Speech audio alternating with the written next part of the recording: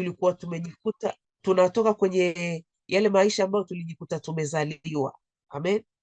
Kwa hiyo kwa kadri ambavyo mtu ulikuwa unajiona unakazana, ndani yako kunashuhudiwa kwamba ili jambo nalolifanya ni kosa, ili jambo nalolifanya sio sawa, ndani kuna shindana, na ukishindana pale unakaa kwa muda tu, lakini unajikuta huwezi kwa sababu ile iko kwenye damu, ni maisha yako.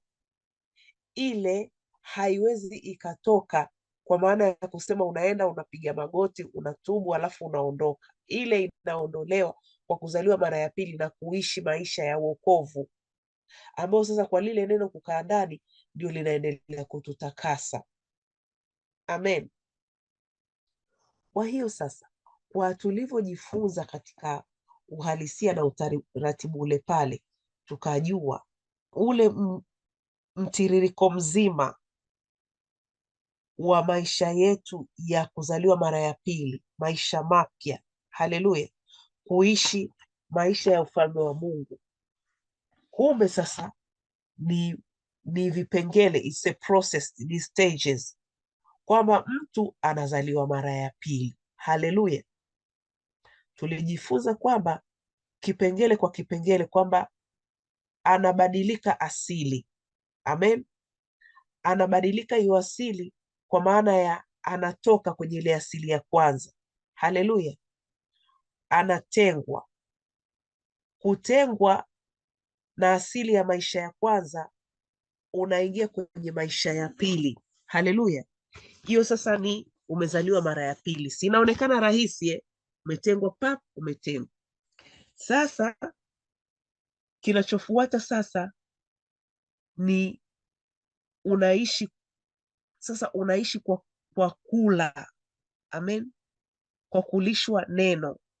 Kwa hiyo neno ndio linalozidi kutakasa. Amen. Mtumishi akatoa mfano mzuri sana, akasema kwa mfano wale ambao wameathirika na madawa, jinsi ambavyo anatengwa, alafu akitengwa sasa anakuwa ameondolewa kwenye pale ambapo palikuwa kwenye yale mazingira ambayo alikuwa anatumia madawa, anatengwa, anawekwa soba. Amen. Ndio rehab, kama kuna watu ambao wanaosoba wanajiuliza nini. Akiwekwa kule soba, anafundishwa kwanza, ufahamu wake unafundishwa, alafu anapewa dawa ya kuondoa. Sasa sisi neno la Mungu linatutakasa. Haleluya. Ule ni mchakato. Haleluya, wana wa nuru. In as much as kuzaliwa mara ya pili ni msingi mkubwa. Jana mi baada ya pale sasa nikatafakari, na mpaka leo nilikuwa nimekaa na tafakari, nasema kwa mfano huu sasa wa hili swala la drug. Haleluya. Kumbe mtu ile kujengwa ni mchakato mkubwa sana, na unataka nidhamu, unataka utulivu, unataka kuelewa. Amen. Unaposema utulivu, ni utulivu wa ndani kweli kweli, yani ule utulivu wa ndani unakuwa na bidii uwe nao, ili pale unapojengwa lineno linakaa, linaingia, lina multiply, linaongezeka. Haleluya, wana wa nuru, linaongezeka. Kwa hiyo kwa kadri unavyokuwa na bidii ndivyo unavyoendelea kutakaswa. Yani mimi nimemwona mbibi ambaye, wana wa nuru, nimemwona mbibi ambaye alikuwa anatumia madawa ya kulevya huko. Yani kaona jinsi ambavyo giza limemtesa. It's a very best friend of mine. Yani ukiangalia kwa namna ya kuumbwa kwake, nimeshawahi kukutana na wazungu wenye upendo. Huyu kweli, yani ana upendo, unamwona kabisa, yani real. Lakini anakuambia kabisa, yani mimi nilichoose madawa ya kulevya over my marriage. Kwa hiyo ameteseka. Kwa hiyo akapata divorce, akaolewa mara ya pili, mara ya tatu. Kubwa ambalo mi nataka niliseme ni jinsi ambavyo sasa anashindana kwenye yale madawa yaliyokuwa kwenye system. Ni mbibi, nawambieni, sio kijana au mtu wa makamo, ni mbibi, lakini anashindana kweli kweli, na kuna hayo mamethod inabidi atumie. Na anasema anamsumbua kwa sababu akinywa aina hizo anajikuta anasikia njaa sana, kwa hiyo anakula sana, kwa hiyo tena mwili nao unaanza kupambana asikumbwe na diabetes. Kwa unakuta anakunywa hayo madawa alafu anamcontrol kwenye swala la diabetes, kwa sababu anakula sana, jumlisha vitu vya sukari, biskuti, cookies, soda, yani kila wakati anashindwa kujizuia. Sasa unaona akiwa anakazana ile nidhamu, anaenda kwenye wao wanaita ni kama wanaita daily program. Kwa hiyo wanaenda huko wanakutana, sijui wanaendaga kufanya nini, lakini kila unapokutana naye nakwambia nimekutana na marafiki, nimechangamka. Hiyo ni daily program. Alafu ni watu ambao ni wazee ambao waliathirika, sasa wanashindana kutoa, yani wanatoa ile sumu kwa maana ya kunywa, alafu wanakaa kwenye hizo program kila uchwapo, wanakaa kwenye zile program. Sasa wale wameamua, haleluya. Kwa hiyo nikatafakari, ndio nikamkumbuka huyo rafiki yangu, nikatafakari nikasema, lo, kwa hiyo swala la kujengwa ile asili kule tulikotoka ni vizazi na vizazi. Damu kwa maana ya roho imejaa uharibifu wa hali ya juu. Haleluya. Kwa hiyo proses ya kujengwa inataka nidhamu, inataka utulivu wa ndani, inataka bidii, ni maamuzi. Haleluya, wana wa nuru. Kwa hiyo ni kitu cha kila leo, ni kitu cha kila siku. Yani huyu bibi namuona, yani unamuona ana bidii kabisa, anakazana, anatembea na woka, anakazana. Atakwambia umuitie uba na vingine vinavyofanana na hivyo, na vingine vingi ambavyo yani unakuwa ukimsaidia hivyo as a friend, lakini unamuona ana bidii. Kwa hiyo wana wa nuru, kikubwa ni bidii. Haleluya. Yani kikubwa ni kinachotakiwa hapo ni bidii. Amen. Sasa tukae tukijua kwamba ni mchakato, na hili eneo la kujengwa ndio, yani ndio nimekuja kusema ndio kubwa, yani ndio, in as much as kila eneo lina umuhimu, ili la kujengwa bidii inatakiwa iwe kubwa, nidhamu inatakiwa iwe kubwa, na utulivu, kumsikiliza mwalimu, kumsikiliza Roho Mtakatifu na yule aliyewekwa mbele ili kutuongoza katika hii elimu. Kwa hiyo unatakiwa ukae chini umeditate, yani kile ambacho unafundishwa, kama hapo ulipoandika notes, unaandika notes afu unakaa chini unakimeditate. Nimegundua kwa kadri unavyomeditate kile ambacho umejifunza, ndani yako huwa kinaongezeka, kwa sababu katikati ya tafakari lazima Roho Mtakatifu ni mwaminifu, atakuongezea tu, atakuongezea. Utajikuta unaendelea kupata, unaendelea unasema, na unakuwa na mifano ambayo hali halisi ya maisha. Unakuwa na kama nilivyotoa mfano wa huyu rafiki yangu, yani unakuwa na mifano halisi, unasema aha, kwa hiyo kwa hekima ya dunia hii mtu yuajengwa hivi, kuondolewa kwenye ule uharibifu ambao ulikuwa kwenye uharibifu wa damu kwa maana ya kiafya. Sasa unakuja kwa maana ya roho, damu. Sasa uharibifu uliofanyika kwa namna ya roho, vizazi viliofanya yale maagano pasi na kujua, vyenyewe vikiwa vinajua vinafanya ibada, vinajua hivi iko sahihi. Tena kuna watu wengine hata ukienda anakuelezea jinsi ambavyo kuna mafarakano nyumbani, jinsi ambavyo anaambia wewe unaacha mila, wewe umeenda huko unafanya ujinga, unaacha mila. Kwa hiyo kuna msuguano, kwa sababu lile giza linamtumia mtu mmoja au wawili kwenye ile familia, likiwa linaona hichi tulichofanya ni sahihi, mbona huyo anatoka huku, hichi tulichokifanya ni sahihi. Sasa yule anatumika. Jiulize, kwenye ulimwengu wa roho giza linafanya mashindano kwa ajili gani? Kuweka zile ngome, ambayo sasa yale mashindano yako kwenye fikra na fahamu. Ujue sasa kwa kupitia hilo ni kwa kiasi gani mtu unatakiwa ukazane, mtu unatakiwa uwe na bidii ili ukae sawa. Haleluya. Kwa hiyo kwa hicho kipengele cha pili mimi ambacho nikidadavuvua hivyo, nikaja nikasema sasa, na kipengele cha tatu nilichokiweka kwa maana ya ama nilivyosema, hii elimu ya maisha mapya, nilivyosema kwamba unatoka kwenye asili kwa maana unatengwa, alafu unakuwa kwa maana lile neno linaendelea kukutakasa.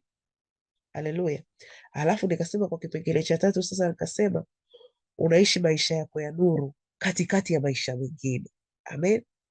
Na hichi kipengele pia mtumishi alikifafanua vizuri kabisa, kwa maana ya kwamba tena akatoa mfano akasema, Yesu aliishi maisha yake yote hapa duniani vizuri tu katikati ya maisha mengine, kwa sababu ana ufahamu, kwa sababu wewe umeshakuwa nuru.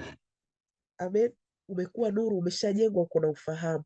Kwa hiyo katikati ya maisha mengine, katikati ya watu unaoishi nao, wewe yale ambayo yanaendelea, wewe unaishi maisha yako.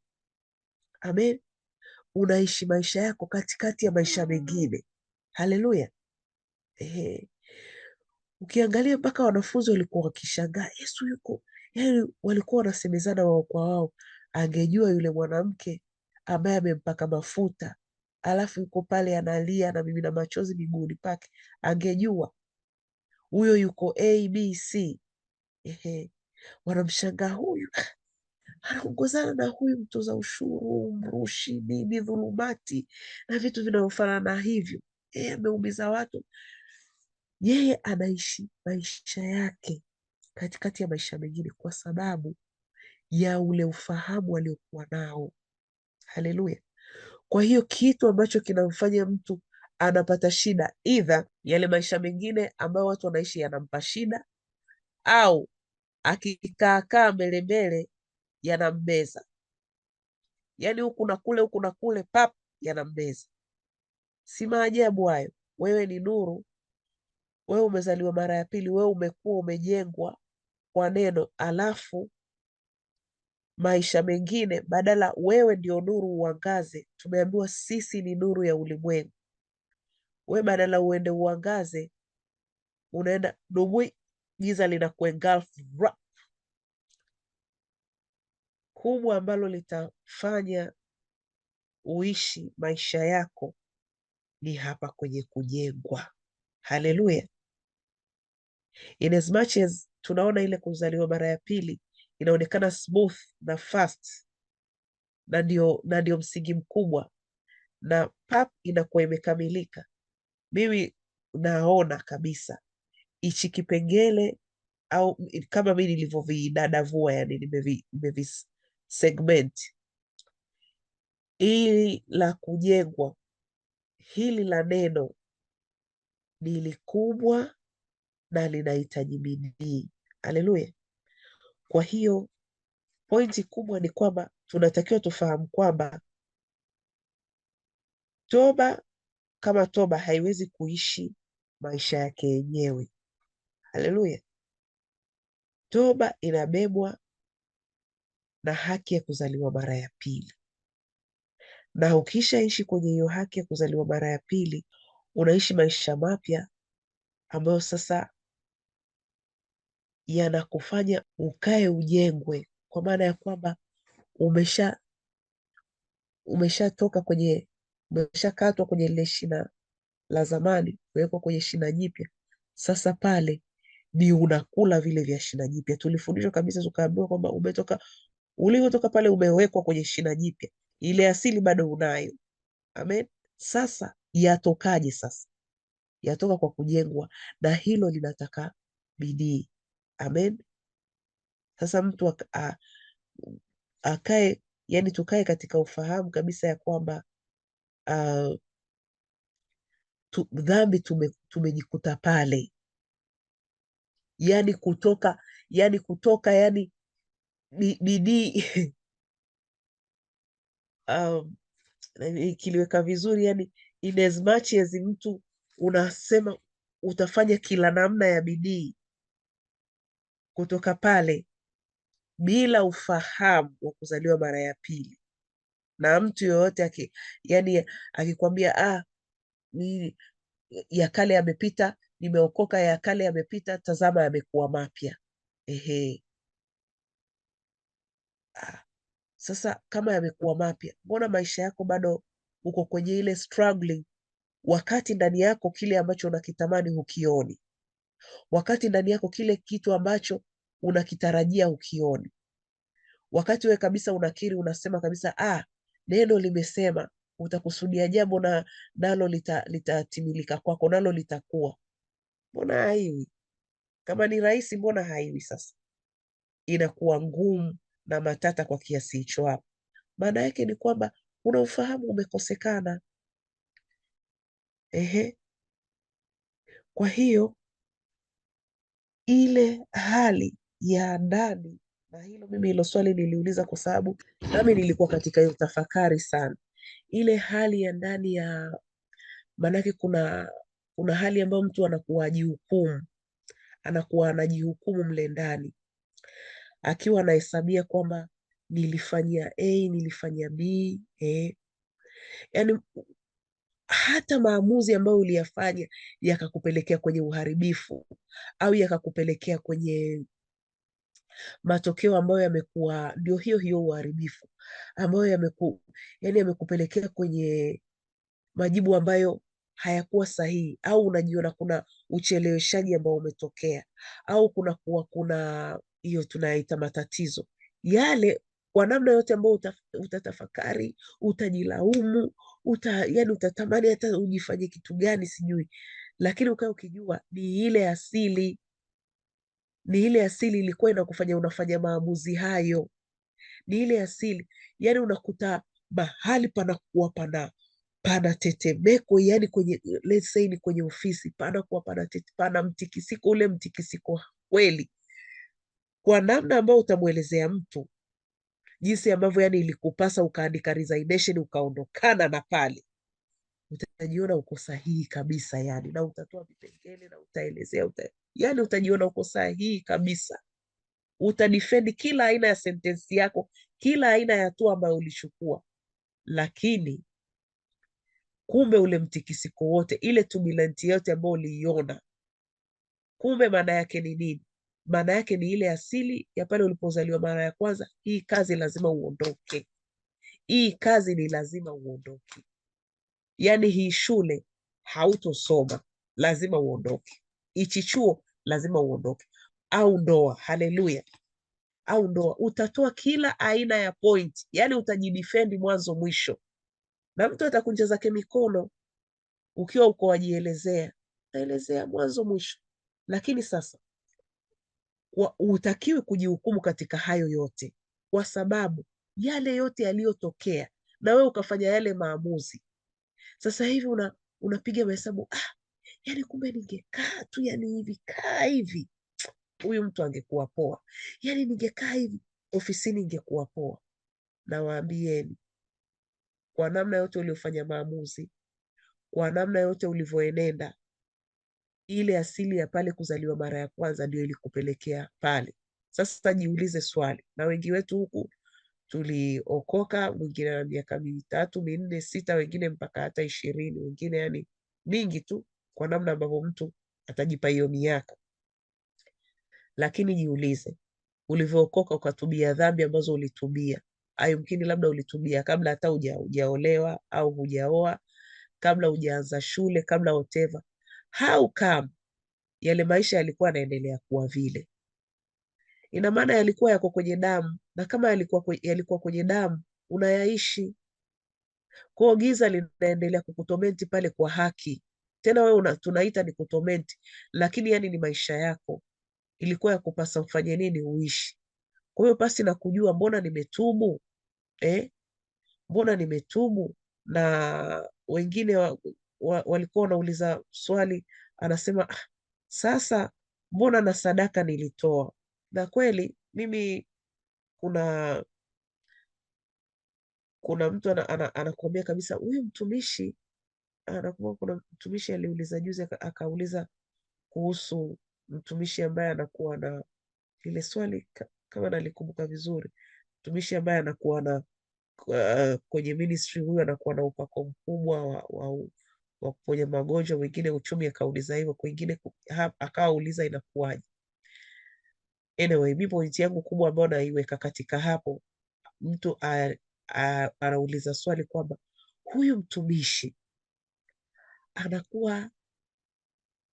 kunakuwa kuna nguvu ya Mungu ya kufukuza mapepo, ya kuondoa matatizo ambayo yako kwa mtu, let's say ni changamoto za ndoa na vingine vinavyofanana na hivyo. Ni vingi sana kwa kweli kwenye maisha ya kila binadamu chini ya jua. Hasa anasema baada ya hapo, huyo mtumishi anatamka, anasema aidha upande mbegu kwa ajili ya familia yako au utoe sadaka, yani ambatanisha maombi, toba ulioomba, ambatanisha na sadaka. Huu ni ufahamu, hana ufahamu. Haleluya, wana wa nuru, hana ufahamu. Kwa hiyo unakuta kabisa, na especially mwaka ukiwa unaanza, unakuwa unaanza na na power. Lakini sasa ufahamu huu sasa ndio mtu anajiuliza, nimefunga siku 40, tulivyoanza tu January 1st tumeambiwa tufunge, nimefunga 40. Wengine labda unakuta wameenda mbele, wamefunga 3 kavu, wengine wana juhudi na watu wana stamina, anafunga 7 kavu. Sasa kwa namna ya ufahamu wa ukundani, anaona yani vile ambavyo amejiumiza, yani kwa namna ile ile aliyojiumiza, yani panga pangua, hii toba imefika, na nilivyochoka hivi, na nilivyoishiwa nguvu, na nilivyokuwa kabisa, yani hata macho yanakuwa yamelegea lengi. Hii toba imefanya nini? Yani imefika. Haleluya. Anaona pale kahueni, lakini baada ya muda mtu ajiuliza swali, sasa inakuwa umekuwa vipi tena? Mbona hali imekuwa sio hali? Kwa anajikuta kumbe sasa ufahamu ambao ulikuwa umekosekana ni uwapa. Amen. Yani nuru ilivyochomekea, ilichomekea kwa namna ya pekee, ndio ile tunaambiwa hila ikachomekea kwa namna hiyo hapa. Kwa hiyo sasa ashukuriwe Mungu kwa upendo wake wa ajabu. Baada ya kufahamu hivi, maana yake nini sasa? Baada ya kuwa na ufahamu wapa, mtu ujue kabisa ya kwamba toba, ujue kabisa unapoitubia dhambi, yani unakuwa, yani pale umetoka sasa. Unapotoka ndio sasa waongea ukiwa unaofahamu ya kwamba mimi huko nimetoka. Sasa kwa mimi hapa kutoka ndio naitubia, yani ndio ninatubia ile dhambi. Mimi siko tena kule. Kama siko kule, ndio sasa nafanya nini? Ule mchakato sasa, utaona ule mchakato, na hata ukiwa kwa namna ya Roho Mtakatifu atakapokuwa anakupa majibu ya ile asili yako, nyie kwenu ni hivi.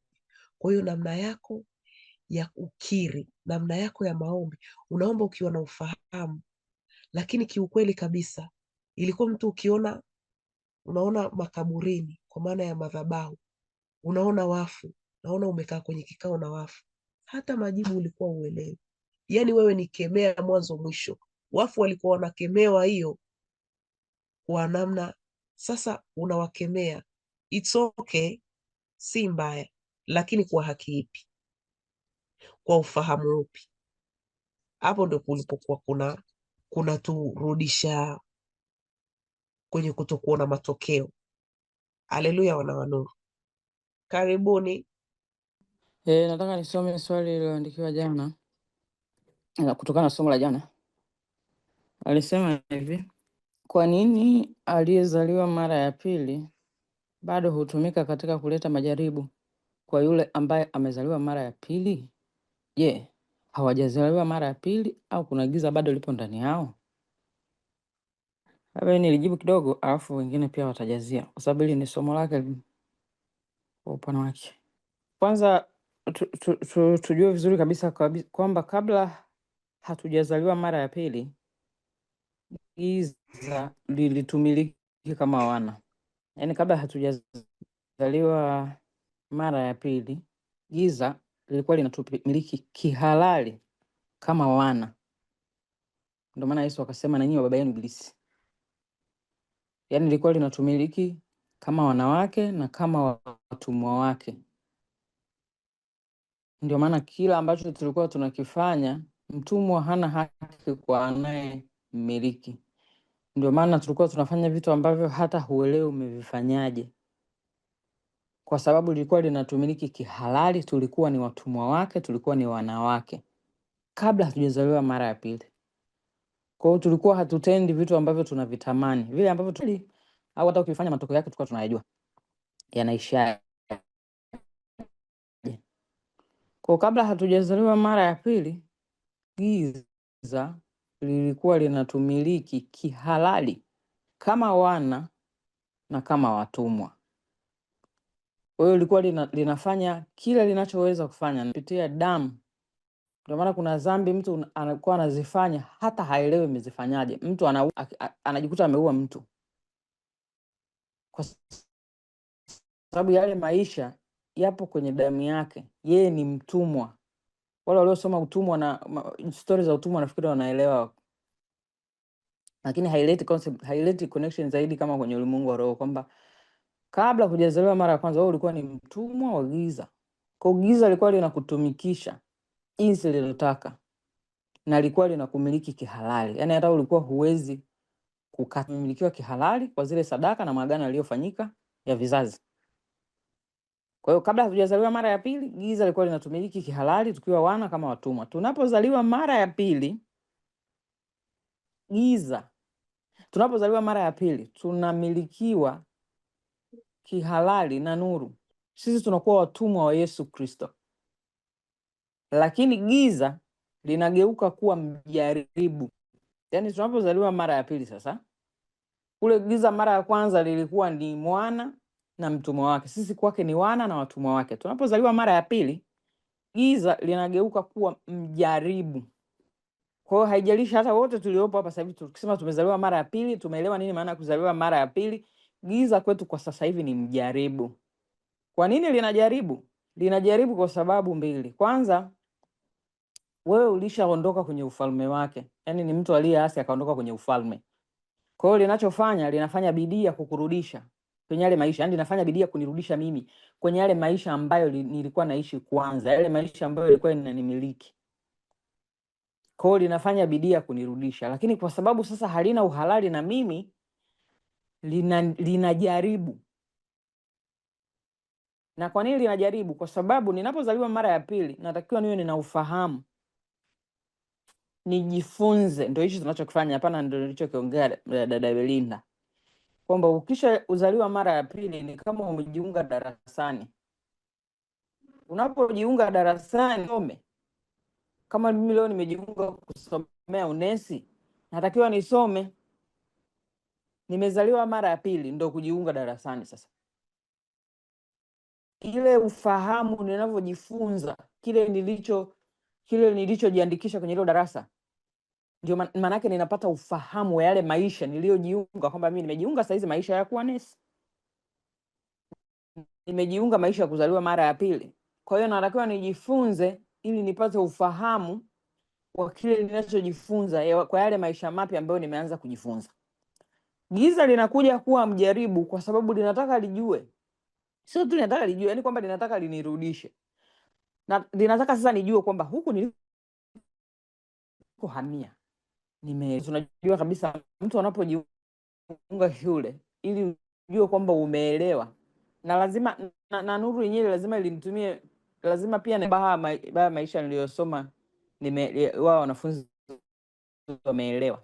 Ndio maana wanafunzi wanasoma shule wanaletewa mtihani. Elewa. Kuna siku mimi niliwazaga hivi shule wanafunzi wanapewa mitihani. Situfundishwe tu kila mtu aondoke. Yule aliyetufundisha atajuaje kwamba kile kitu kimeingia ndani yetu, kimekuwa ni maisha yetu?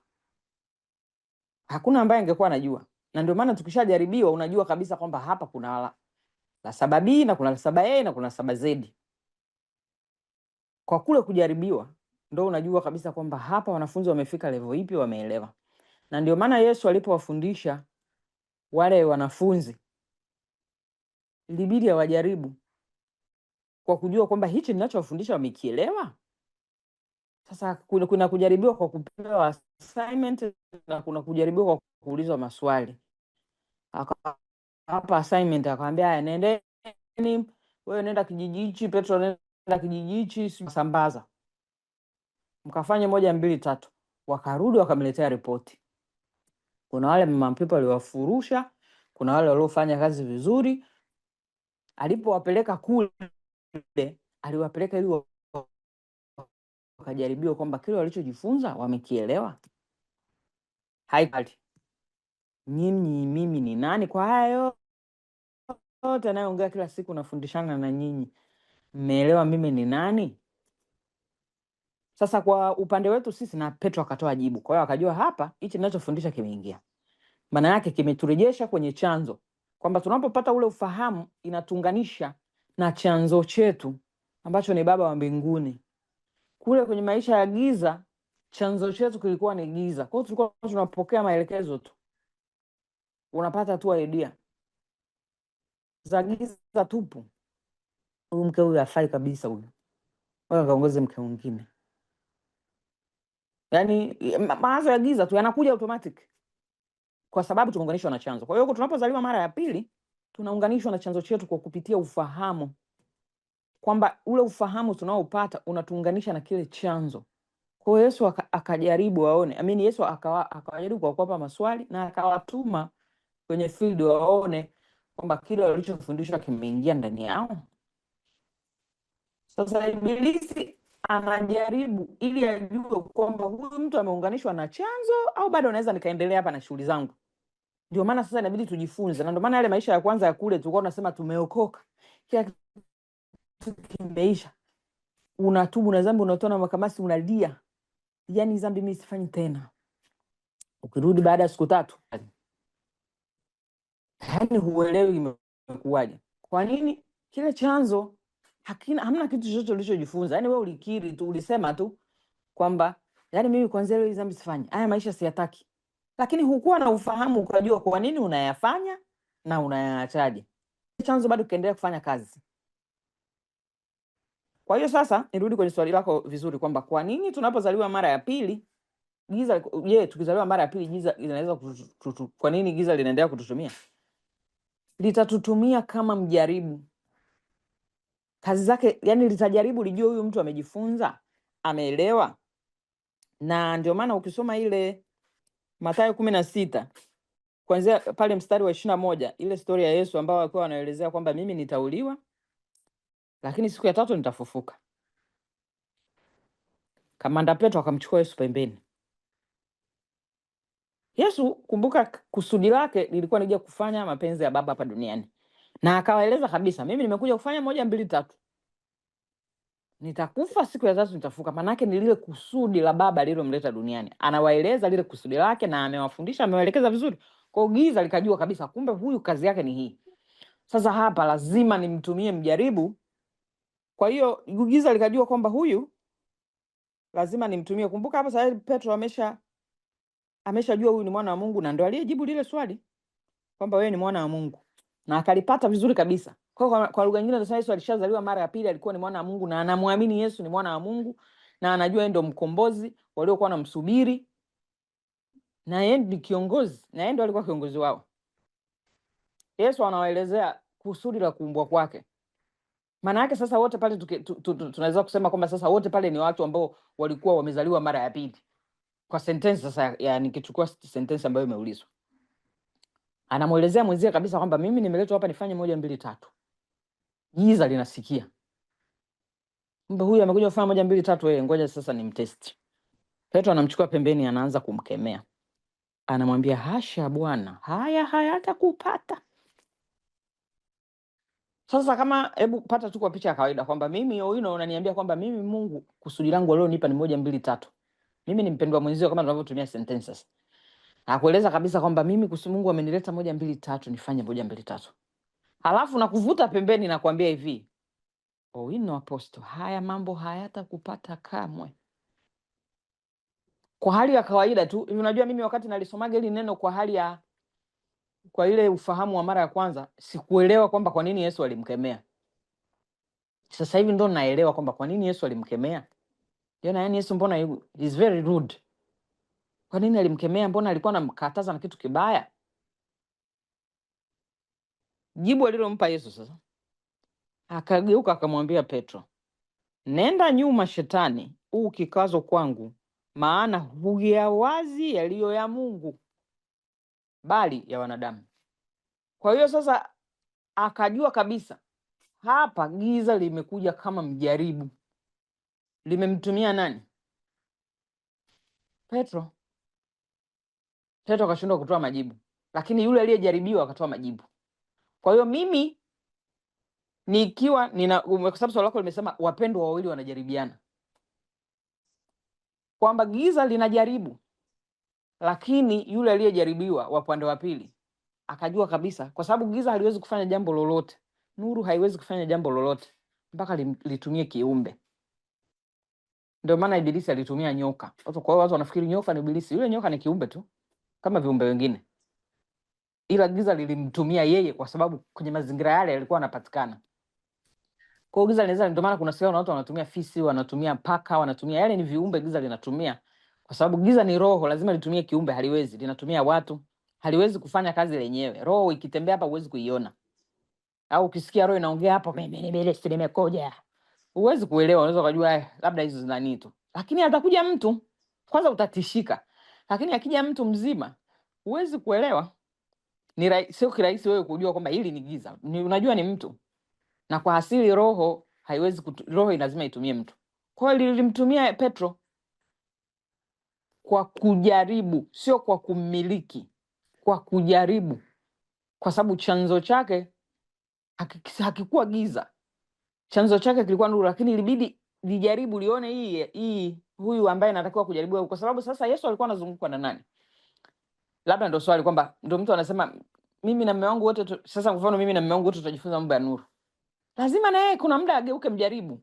Yaani lazima na yeye, kwa sababu kwanza kingine, hiyo ni point nyingine, kwamba sisi tunapojiunga na haya maisha ya nuru, sio kwamba ndio tumekuwa watakatifu malaika Gabriel, kila kitu kimeisha, ya kale yamekwisha. Kadri tunavyojifunza ndivyo tunavyobadilishwa, kwa sababu yale maisha yalikuwa kwenye damu, yamejengwa kizazi na kizazi. Sio swala la tu kuwekea mkono tap receive, kila kitu kimeisha. Yaani sasa tu unavyojiunga shule, ulikuwa unajua, mimi labda najua mambo ya dunia hii, leo najiunga na, kama nilivyosema kwamba najiunga mambo ya unesi. Siwezi tu kufika pale siku ile ni tap kila kitu kimeisha, kwamba hichi ambacho nilikuwa sikijui huku mtaani au kitu ambacho nilikuwa navijua huku mtaani, kujiunga tu ile shule kila kitu kimeisha, ule ufahamu umeingia. Ni lazima nijifunze ili ule ufahamu uwe maisha yangu. Kwa hiyo yule mtu ninaishi naye au wale watu ambao tunajifunza nuru, bado ndo tunajifunza ili tujue kumbe hili linafanywa hivi. Yaani tujifunze yale maisha ya huku kuzaliwa mara ya pili yanaishije. Kwa hiyo kila siku tutageuka wajaribu na wajaribiwa, ili tutoe majibu, ili tujulikane tumeelewa, tunaelewa kile tunachofundishwa. Na ndio maana juzi tukasoma mfano mzuri kwamba yale mapepo yanapotoka, yanapokemewa, mtu anapokemewa, ule mstari wa Biblia kwamba mtu amekemewa, pepo limetoka. Likitoka linaenda linakusanya wenzie 7. Likienda linarudi linaangalia ile nyumba ile iliyofukuzwa pale peupe. Maana yake yani yule mtu hakuna chochote alichojifunza, hakuna chochote alichoelewa, kwamba kwa nini mimi nilimkalia, kwa nini mimi nilikaa kwake, na kwa nini nimeondoka, na kwa nini nisirudi. Linaenda linakusanya wenzie, linakuja linasema, yani ndio linakusanya backup, kwamba ili next time nisitolewe kizembe, wenzangu watanisaidia. Linaposema pale alikuta nyumba imesafishwa, iko safi, maana yake kulikuwa hakuna ufahamu wowote. Kwa hiyo sasa sisi ambao tunajifunza bado tutageuka wajaribu na wajaribiwa. Tutashinda kwa jinsi tunavyotoa majibu. Tutatoa majibu kadri ya ufahamu ulivyo ndani. Jinsi tunavyopata ufahamu ndivyo tunavyounganishwa na ile asili. Yaani jinsi mimi ninavyoelewa ndivyo ile asili yangu mpya niliyojiunga nayo ya kuzaliwa mara ya pili, ambaye ni baba wa Bwana wangu Yesu Kristo, ninavyoendelea kuelewa kutoka kwake, ninavyoendelea, Kiswahili chepesi sijui nifanyeje, yani kuunganishwa naye, yale maisha yanakuwa ni sehemu yangu mimi, yanaongea kwenye damu yangu automatic. Yani kama vile 1+1 unasema ni 2 hata kama umelala. Yani hilo halikusumbui tena. 1 toa 2 unaelewa kwamba unakopa, unatoa, utarejesha. Yani ule ufahamu unatoka ndani, lakini ni kwa kujifunza. Kwa Yesu akamkemea yule Petro, kumwambia kwamba wewe giza, naomba urudi kwangu. Alijua kabisa huyu anayeongea hapa sio Petro. Petro ninamjua mimi, hawezi kuongea hicho kitu. Alijibu kwa sababu asili ya ndani yake ni nuru, na alijua haya giza, nuru haliwezi kunikataza mimi kufanya kitu ambacho limenituma. Kwa hiyo akajua huyu ni giza, ananizuia nisifanye kusudi niloitiwa. Kwa sababu laiti Petro angekuwa anajua kwa ule ufahamu ninachokuja kukifanya ni kipi, asingeweza kunizuia na angenisupport. Yani hata siku ile wakati anateswa ashinde hili jambo na sisi tuweze kushinda, yani wangemsupport, lakini haikuwa kwenye uwezo wao kuelewa kwa damu na nyama kilichokuwa kinafanyika. Yule mwenye kusudi ndo alikuwa anajua. Na ndio maana hata tunapoishi kila siku kwamba mimi naishi na mwenzangu ambaye haelewi nini maana ya changamoto tunazopitia. Mimi ninayeelewa natakiwa nitoe majibu, kwa sababu najua hichi kinachofanya kazi hapa ni nini na nikishinda faida yake ni nini. Sasa sisi tunawalazimisha wale wajue. Yani Yesu sasa ingebidi amlazimishe Petro ajue kusudi aliloitiwa, lakini yeye Yesu alijibu kwa sababu alijua mimi ninachojifunza, mimi nilichokielewa ni nini na ninachokifanya ni nini. Hakuhangaika kumchukia Petro. Kwa hiyo hata mimi yule anayenijaribu siwezi kumchukia nikiwa na ule ufahamu, kwa sababu na nitalipa majibu, na nikitoa majibu napandishwa viwango. Aliandika, nilikuwa najuza hivi, aliandika anajielewa kweli? Yaani mimi nijaribiwe afu nifurahi, ana maana gani? Yaani ana matatizo gani? Lakini kumbe unaelewa kwamba wewe uliye mwenye ufahamu ukijaribiwa unafurahi, kwa sababu unajua kwamba majibu unayo, na nikitoa majibu sahihi, yani babangu ni kama mwalimu vile, umemjibu sahihi, anasikia raha, anafurahi, unakupa excellent, kwamba unapandishwa darasa. Kama ulikuwa form 1, form 2 umeenda, au form 5 umeenda, form 6, yani unafurahi kwa sababu unajaribiwa na majibu unayo na unatoa majibu sahihi. Lakini sasa hivi, hebu niambie, nani kabla hatujapewa huo ufahamu, ndani anasema unajaribiwa unafurahi?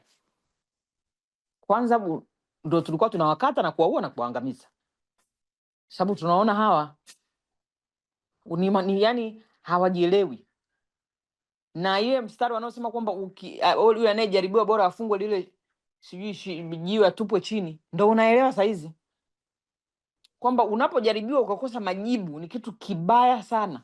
Yani bora usingejaribiwa, bora ungetupwa chini, kwa sababu maana yake inaonyesha kwamba huna ufahamu, kwamba unataka uongezwe. Na kwa uhalisia mtumishi alituonyesha kabisa, ukitaka kuangalia dunia hii inavyo, ukitaka kujua elimu ya nuru, angalia jinsi dunia inavyo operate, kwa sababu hii imekopi.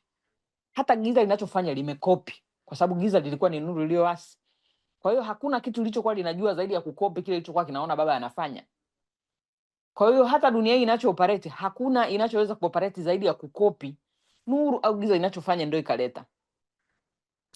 Ukweli wa dunia hii ni nuru ya kivuli, ni kivuli ya kweli au ya giza. Kwa hiyo ukiangalia jinsi ya dunia inavyo operate, kwamba yule anayejaribiwa akashinda ndio anayepandishwa cheo. Maana yake hata sisi yani sisi maana yake kwenye tunavyojaribiwa litakuwa tufurahi, kwa sababu tukitoa majibu tunapandishwa viwango vingine, tunapewa ufahamu mwingine, tunaelewa vitu vingine, tunafunuliwa mambo magumu na magumu tusiyoyajua. Kwa hiyo lazima tunapogeuka sasa, tumezaliwa mara ya pili, tunapokuwa watendakazi wa chanzo chetu sisi, tunapokuwa watumwa wa kile chanzo ambacho tunajifunza, ambacho ni nuru, lazima tufanye bidii ya kujifunza, ili tunapojaribiwa, kwa sababu giza halitachagua kumjaribu, litatafuta mtendakazi aliyeko karibu. Kama linajua huyu kumpata rahisi, kwa sababu alijua tu, giza lilijua kwa namna yoyote ile, ili tuweze kumfikia kumjaribu Yesu, lazima tumtumie Petro, kwa sababu yeye ndo master. Yani yeye ndo akiongea kitu, na kwa asili ya lile group Petro ndo alikuwa kiongozi, kwa sababu kwa hiyo lilijua kabisa hapa mtu ambaye anaweza akamsikiliza kirahisi hapa ni Petro.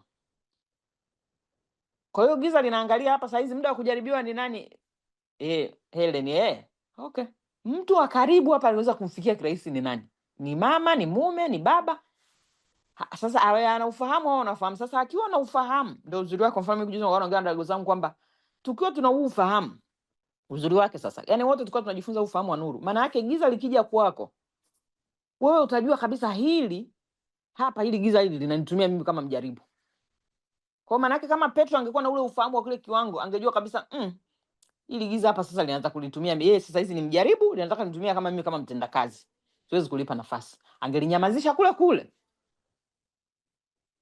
Kwa hiyo tunapo uzuri wa familia inapojifunza nuru, au wanandoa wanapojifunza nuru, hasa familia, zile changamoto zinapokuja, yale majaribu yanapokuja, sentence nzuri ya tulikuwa tumezoea, inakuwa rahisi kutoa majibu kwamba hili hapa giza linatujaribu, hili ni giza hili jambo hili ni giza hili, tulipe majibu. Unampigia na mwenzako kabisa, hili ni giza hili, tulipe majibu hapa. Lakini sasa ukiwa peke yako, nafikiri wenyewe mnajua moto wake. lakini tukiwa wengi tunasaidiana. Ndio mmoja anaua sijui 1000, wawili wanaua 10,000. Sasa watu wanafikiri ile ni ndoa tu. Hata ya kwenye familia tutashinda majaribu mengi, tutatoa majibu, tutasonga mbele. Nafikiri ni kwa hapo tu mimi ndio nimejibu, sijui kama kuna mwingine anaweza kuongezea kwa hilo swali. Bwana Yesu asifiwe. Hilo swali la kujaribiwa nilikuwa nataka niongeze hapo kwamba kwanza tukumbuke kwamba tulizaliwa kwenye asili ambazo kwenye damu zetu kule zinasoma uchungu, maumivu, hasira, kuonewa, yani kule ndani kunasoma. Kwa hiyo unapokuwa umezaliwa mara ya pili sasa, sio kwamba umeshazaliwa mara ya pili ushasema tu damu ya Yesu naomba initakase na kile ambacho sio asili ya kuzaliwa kwangu mara ya kwanza, damu ya Yesu naomba nitakase na hasira na nini, vinaondoka. Haviwezi kuondoka saa hiyo hiyo. Vinaondoka pale ambapo unapata ufahamu wa kuelewa kama alivyosema kwamba huyu hichi kitu hichi ni kujaribi, hichi kitu ni kujaribiwa hiki. Kwa sababu mimi hapo mahali pamenitesa sana kwamba kama nimezaliwa mara ya pili, sasa mimi ni mwana wa Mungu na damu ya Yesu imeshanitakasa, mbona majaribu yakija napata maumivu? Ndio kwamba ile damu inasoma maumivu. Sasa mimi kwenye ule ufahamu ambao nilipata kwamba huku niisha toka, ningekuwa natoa majibu nikiwa pale pale kwamba sitoki, kwamba hapa ndipo ninapotakiwa nikae, kwamba Giza, sikiliza, tulishaachana, nishazaliwa mara ya pili. Huyu mtu pamoja na kwamba amezaliwa mara ya pili anayenijaribu, ndani kwangu ndio kumeruhusu ili mimi niumie, nitoke kwenye mstari. Ukumbuke kwamba jambo lolote linapokuja kwako limetoka ndani yako. Mtu yote anayehusika kukujaribu, mtu yote kufanya jambo lolote, huku ndani ndiko kuliko ruhusu, kuko wazi. Yani kuna mlango ambao upo unaoruhusu ili wewe utembee kwenye kile giza linalotaka uishi. Kwa hiyo hapa tunachotakiwa ni kwamba tunajifunza, lakini tuchukue na mazoezi ya kuishi hapo, kwa sababu kujaribiwa kupo pale pale. Ndio kazi ya giza. Kazi ya nuru ni kuangaza, kazi ya giza ni kujaribu. Sasa wakati wa kujaribiwa usianze kusema mbona huyu amezaliwa mara ya pili bado ananijaribu mimi. Wewe ndio bado mlango haujafungwa bado hapo. Yaani wewe bado hujapata ule ufahamu wa kujua kwamba hapa natafutwa mimi. Haya sio maisha yangu. Unalipa jibu giza. Ndio maana ya kujifunza, ili wakati wa kujaribiwa una majibu ya kulijibu giza, lakini pia uhakikishe unajifunza na kuishi huko kuzaliwa mara ya pili. Kuzaliwa mara ya pili ni hapo, mfano hapo unaposema kujaribiwa sasa. Amen. Amen. Bwana Yesu asifiwe. Okay, mimi ningependa pia kujazia kwenye hili eneo ni kwamba kama ambavyo Mtume Israeli amesema kwamba yale maisha ambayo yalijengwa kwetu kabla ya kuzaliwa mara ya pili, wakati tukiwa kwenye maisha yale ya kuzaliwa mara ya kwanza, yalijengwa, giza lilitumia muda mwingi kujenga yale maisha yake ndani ya mtu. Kwa hiyo kuna historia, kuna kumbukumbu, kuna mambo mengi ambayo yalijengwa ndani yake, yakiwemo yale maumivu, kumbukumbu ya mambo yaliyotokea siku za nyuma. Sasa baada ya kuzaliwa mara ya pili, giza huwa linatumia labda hapa pia niweke sawa kwamba baada ya kuzaliwa mara ya pili, kama ilivyotamkwa nyuma, ni kwamba giza linakuwa limerudi kwenye nafasi yake ya mjaribu baada ya wewe kuzaliwa mara ya pili ukiwa mwana wa Mungu aliye hai.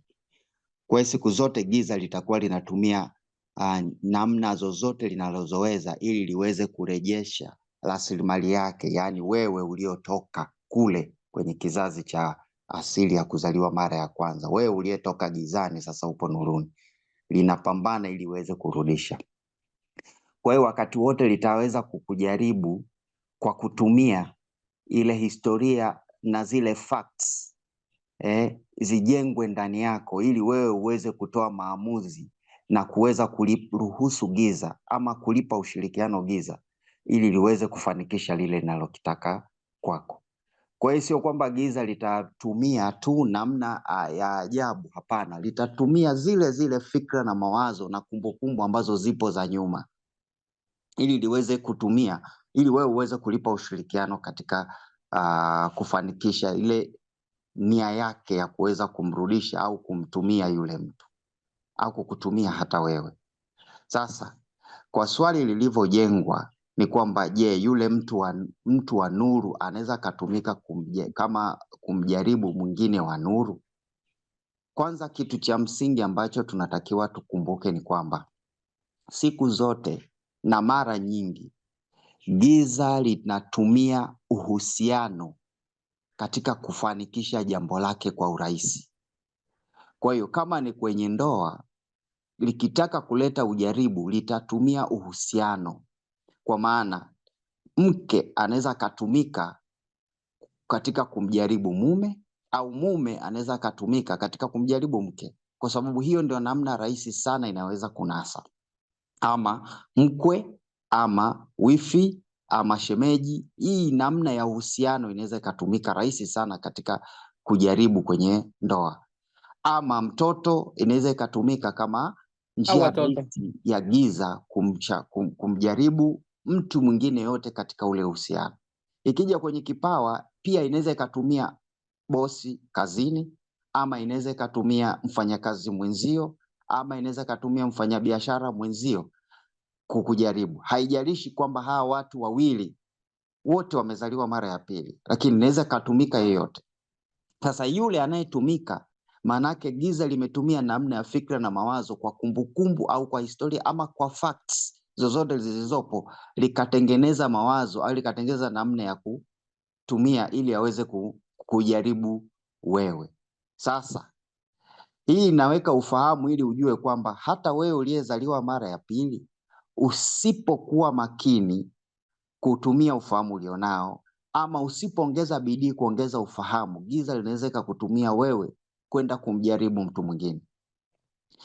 Lakini pia inabidi ufahamu kwamba swala la kujibu sio tu kwa yule anayejaribiwa, hata wewe ambaye unatumika kujaribu mwingine inabidi uwe na ufahamu na kutoa majibu kwa giza kuhusiana na giza linalotaka kukujaribu.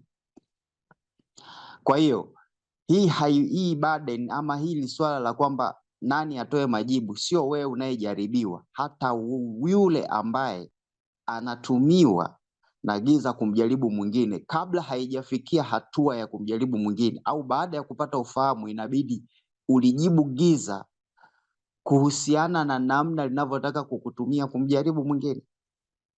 Ndio maana hapa tunasisitiza inabidi ujitahidi kupata ufahamu wa kutosha, ili isije ikatokea mwenza wako ambaye unajua kabisa huyu tuko naye katika nuru, sasa ametumika kunijaribu mimi, au mbona hanafanya hivi, mbona ananiambia hivi, wakati yeye ni mwana wa nuru. Kwa nini? Utambue kwamba kwa sehemu ambayo yeye ametumika, manake pale ameshindwa au ametumika pasipo yeye kuwa na ufahamu wa kutosha. Kwa hiyo wewe unakuwa msaada wa kujibu lile giza, kulijibu giza kwa kukataa aina ya maisha linalokuletea kwako, lakini pia na yeye kumkumbusha na kumfundisha kuhusiana na mahali ambapo giza limepitia. Lakini kama yeye manake angeweza kulitambua mapema, ana uwezo wa kulikataa giza kutokutumika kwenye ile nafasi.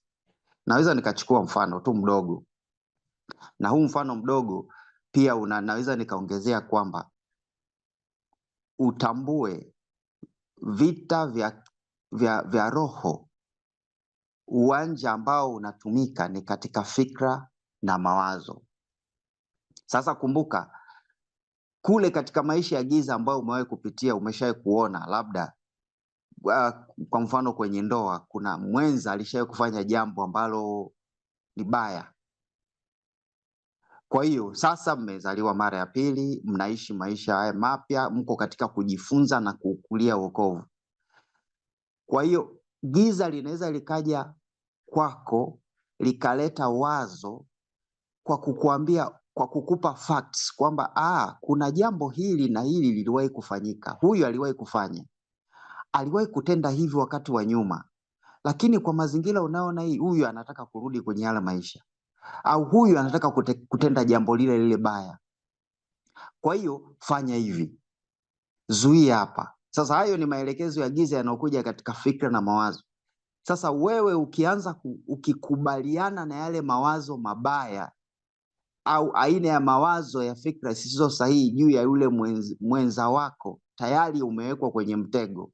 Kwa hiyo ukikubaliana nalo, tayari inakuleta kwenye shida.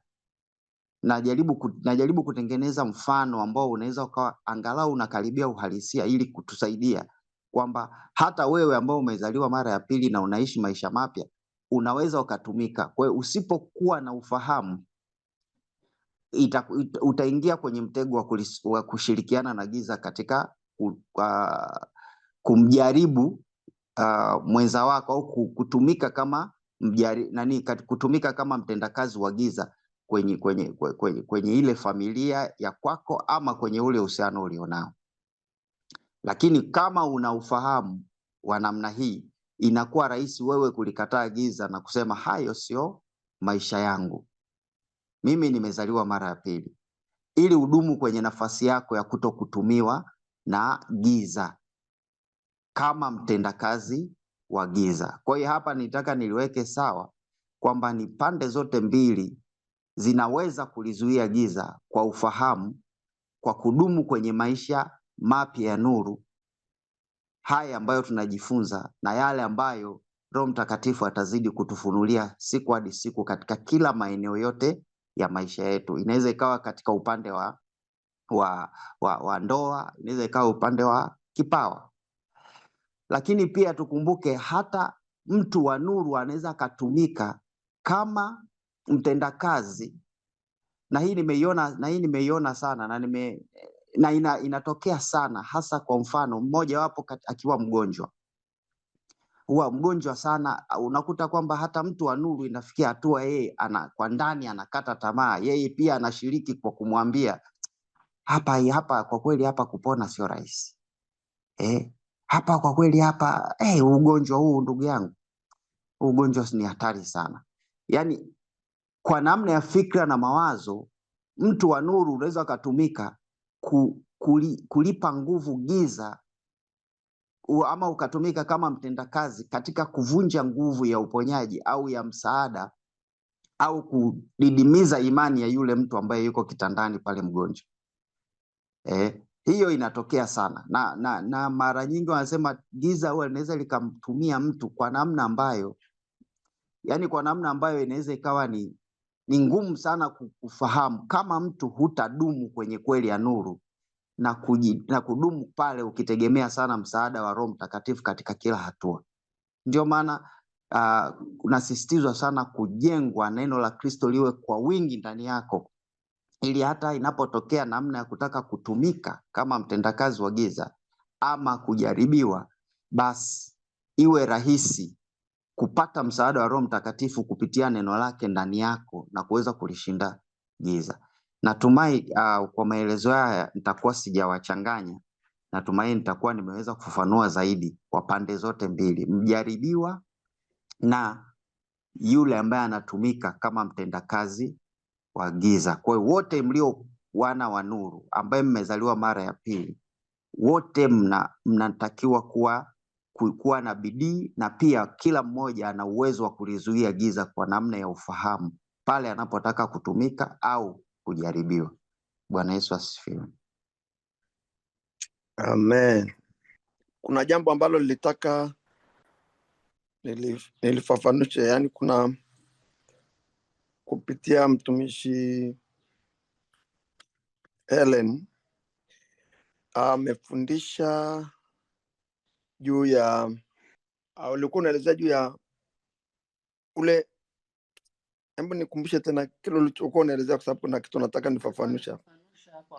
Ulikuwa unafafanusha juu ya kujaribiwa kupitia mpendwa mwingine, mtu kujaribiwa. Nadhani ndio hivyo. Sasa hapo ndo nilitaka nifafanue kidogo, niongezee kile ambacho kuna mahali umeenda vizuri sana nikaona, unajua tunapofundishana hivi unaweza ukapitwa na jambo bila kujua. Yaani nataka nikukumbushie mahali ambapo umeongea pa msingi sana kwamba mimi nitafafanua kwa maana ya tunapokuwa tunaitwa watumwa wa Kristo inamaanisha nini haswa, kulingana na lile swali ambalo umejibu kupitia mfano wa Petro kwamba Petro aliishi yani ile namna yake ya kujengwa. Kumbe lengo lilikuwa ni kwamba aishi mwanzo mpya, yani aishi ule mwanzo mpya uwe maisha yake, na ule mwanzo mpya maana yake kutoka kwa Baba mwenyewe. Hapo kumbuka kwamba Yesu Kristo ni Bwana, lakini lengo la Yesu kuwajenga wale wanafunzi ni kwamba waishi ile asili mpya iwe maisha yao, kwa maana ya kwamba ile namna ya kuwaza, kunena, kutenda iwe maisha yao. Sasa ile asili, unapoishi asili yani unapoishi maisha ya kile ulichojifunza, maana yake wewe ni mtumwa wa yule uliyejifunza kwake, kwa sababu unaishi maisha yake na sio maisha yako. Sasa ndio maana unaona pale wakati Yesu alipouliza swali, alichokuwa anatafuta pale alikuwa anatafuta ule mwanzo, kama unafanya kazi kwenye fikra na mawazo ya wanafunzi, kwa sababu maana yake hakuwafundisha hicho kitu kabisa, lakini alijua kama ni ile asili wanaiishi sasa inafanya kazi, ile asili mpya, hilo jibu litakuja, kwa sababu ile asili ndio inayojibu, sio Petro anayejibu.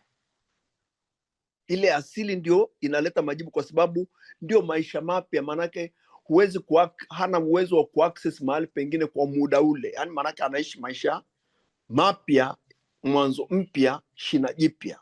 Sasa kinachoonekana ni kwamba wakati Petro na Yesu, Petro anapokuja kwenye ule ufahamu wa kwanza, anaonyesha Petro akijibu lile swali kwa usahihi, na Yesu akamwambia sio damu na nyama vimekufunulia haya. Unaona, Yesu anamuonesha mwanzo mwingine, akamwambia bali Baba yangu.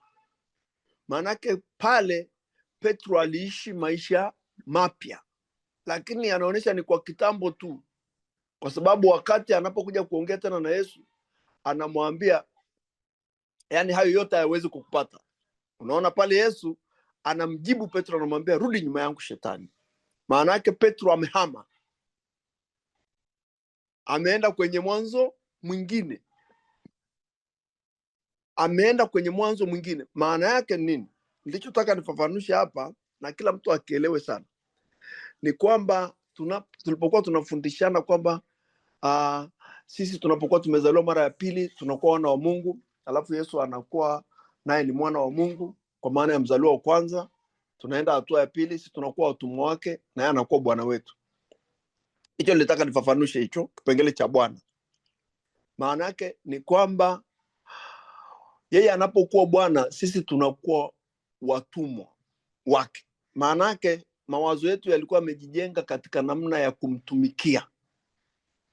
Kumtumikia ni hatua ya pili. Hatua ya kwanza ya kuwa mtumwa wa Kristo ni ile kuishi maisha yake. Wewe uishi maisha yake, na ukiishi maisha yake umeishi maisha ya Baba, kwa sababu Baba ndiye amempa hayo yote ambayo yeye anayaishi.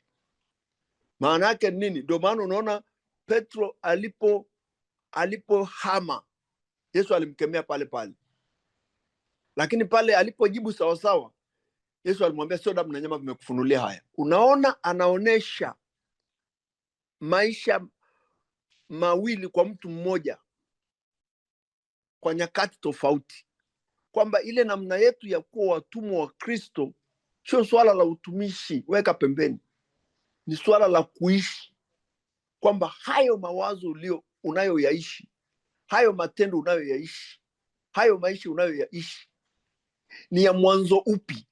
Manake kama unaishi mawazo ya maisha ya Kristo, manake hayo maisha sio ya kwako, ni ya Kristo. Manake wewe ni mtumwa wa Kristo. kwa sababu unaishi maisha yake. Sio swala la utumishi kwanza, naomba hiyo tuweke pembeni. Ni swala kwanza la maisha yale ya kawaida ya kila siku, kwa sababu hakuna mtu mwenye maisha yake mwenyewe. Maana yake kama hautaishi nuru, utaishi giza. Maana yake uumbaji unaonyesha kwamba mtu aliumbwa tegemezi. Maana yake hana maisha yake mwenyewe moja kwa moja, bali lazima aishi mwanzo wake ambao ni nuru. Sasa ukitoka kwenye nuru unaishi giza.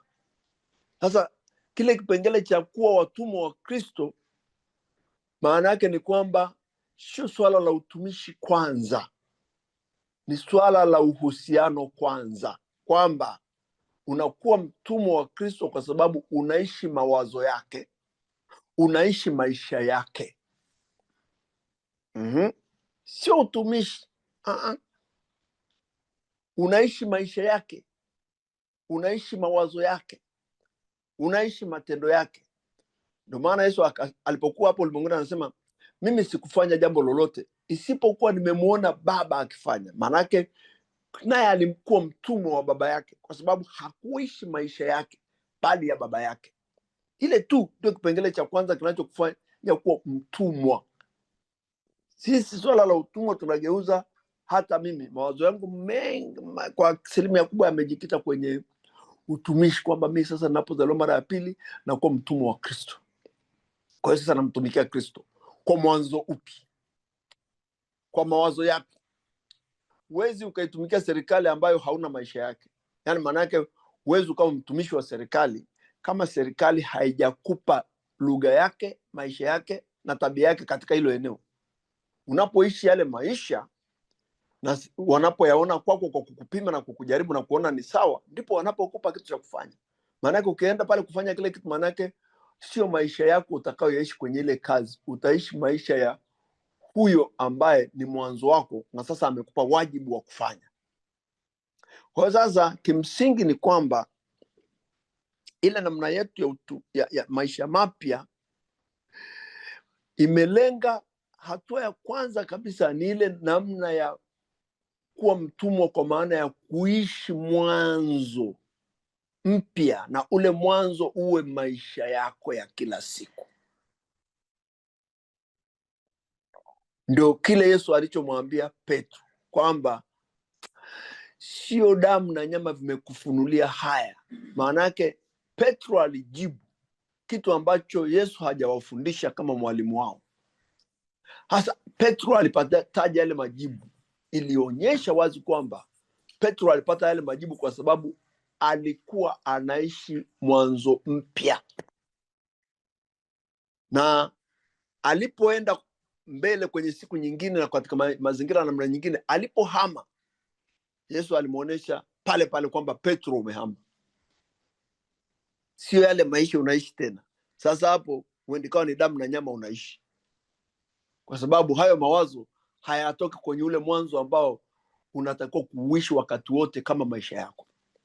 Kwa hiyo maana yake kuwa na sifa ya kuwa mtumwa wa Kristo ni ule uwezo wako wa kuishi maisha yake, kuishi maisha yake. Ukiishi yale maisha yake, maana yake umeishi mwanzo mpya ambao kwako sio maisha yako bali ya ule mwanzo. Pale ndipo unapokuwa mtumwa. Unakuwa mtumwa wa mawazo, unakuwa mtumwa wa fikra, unakuwa mtumwa wa matendo, kwamba hayo yote sio maisha yako bali mwanzo wako.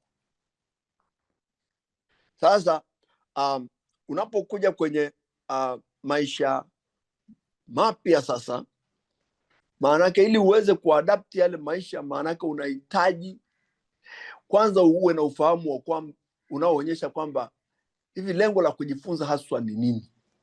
Ni kujengwa, sawa, but najengwaje? Yaani maana yake najengwa kuwa mtumwa wa ule mwanzo. Lengo ni kuwa mtumwa wa ule mwanzo. Ule ujenzi unapoendelea, maanake maisha yanazidi kuonekana pale kwako, yanatokea kwenye ule mwanzo mpya wa maisha yako.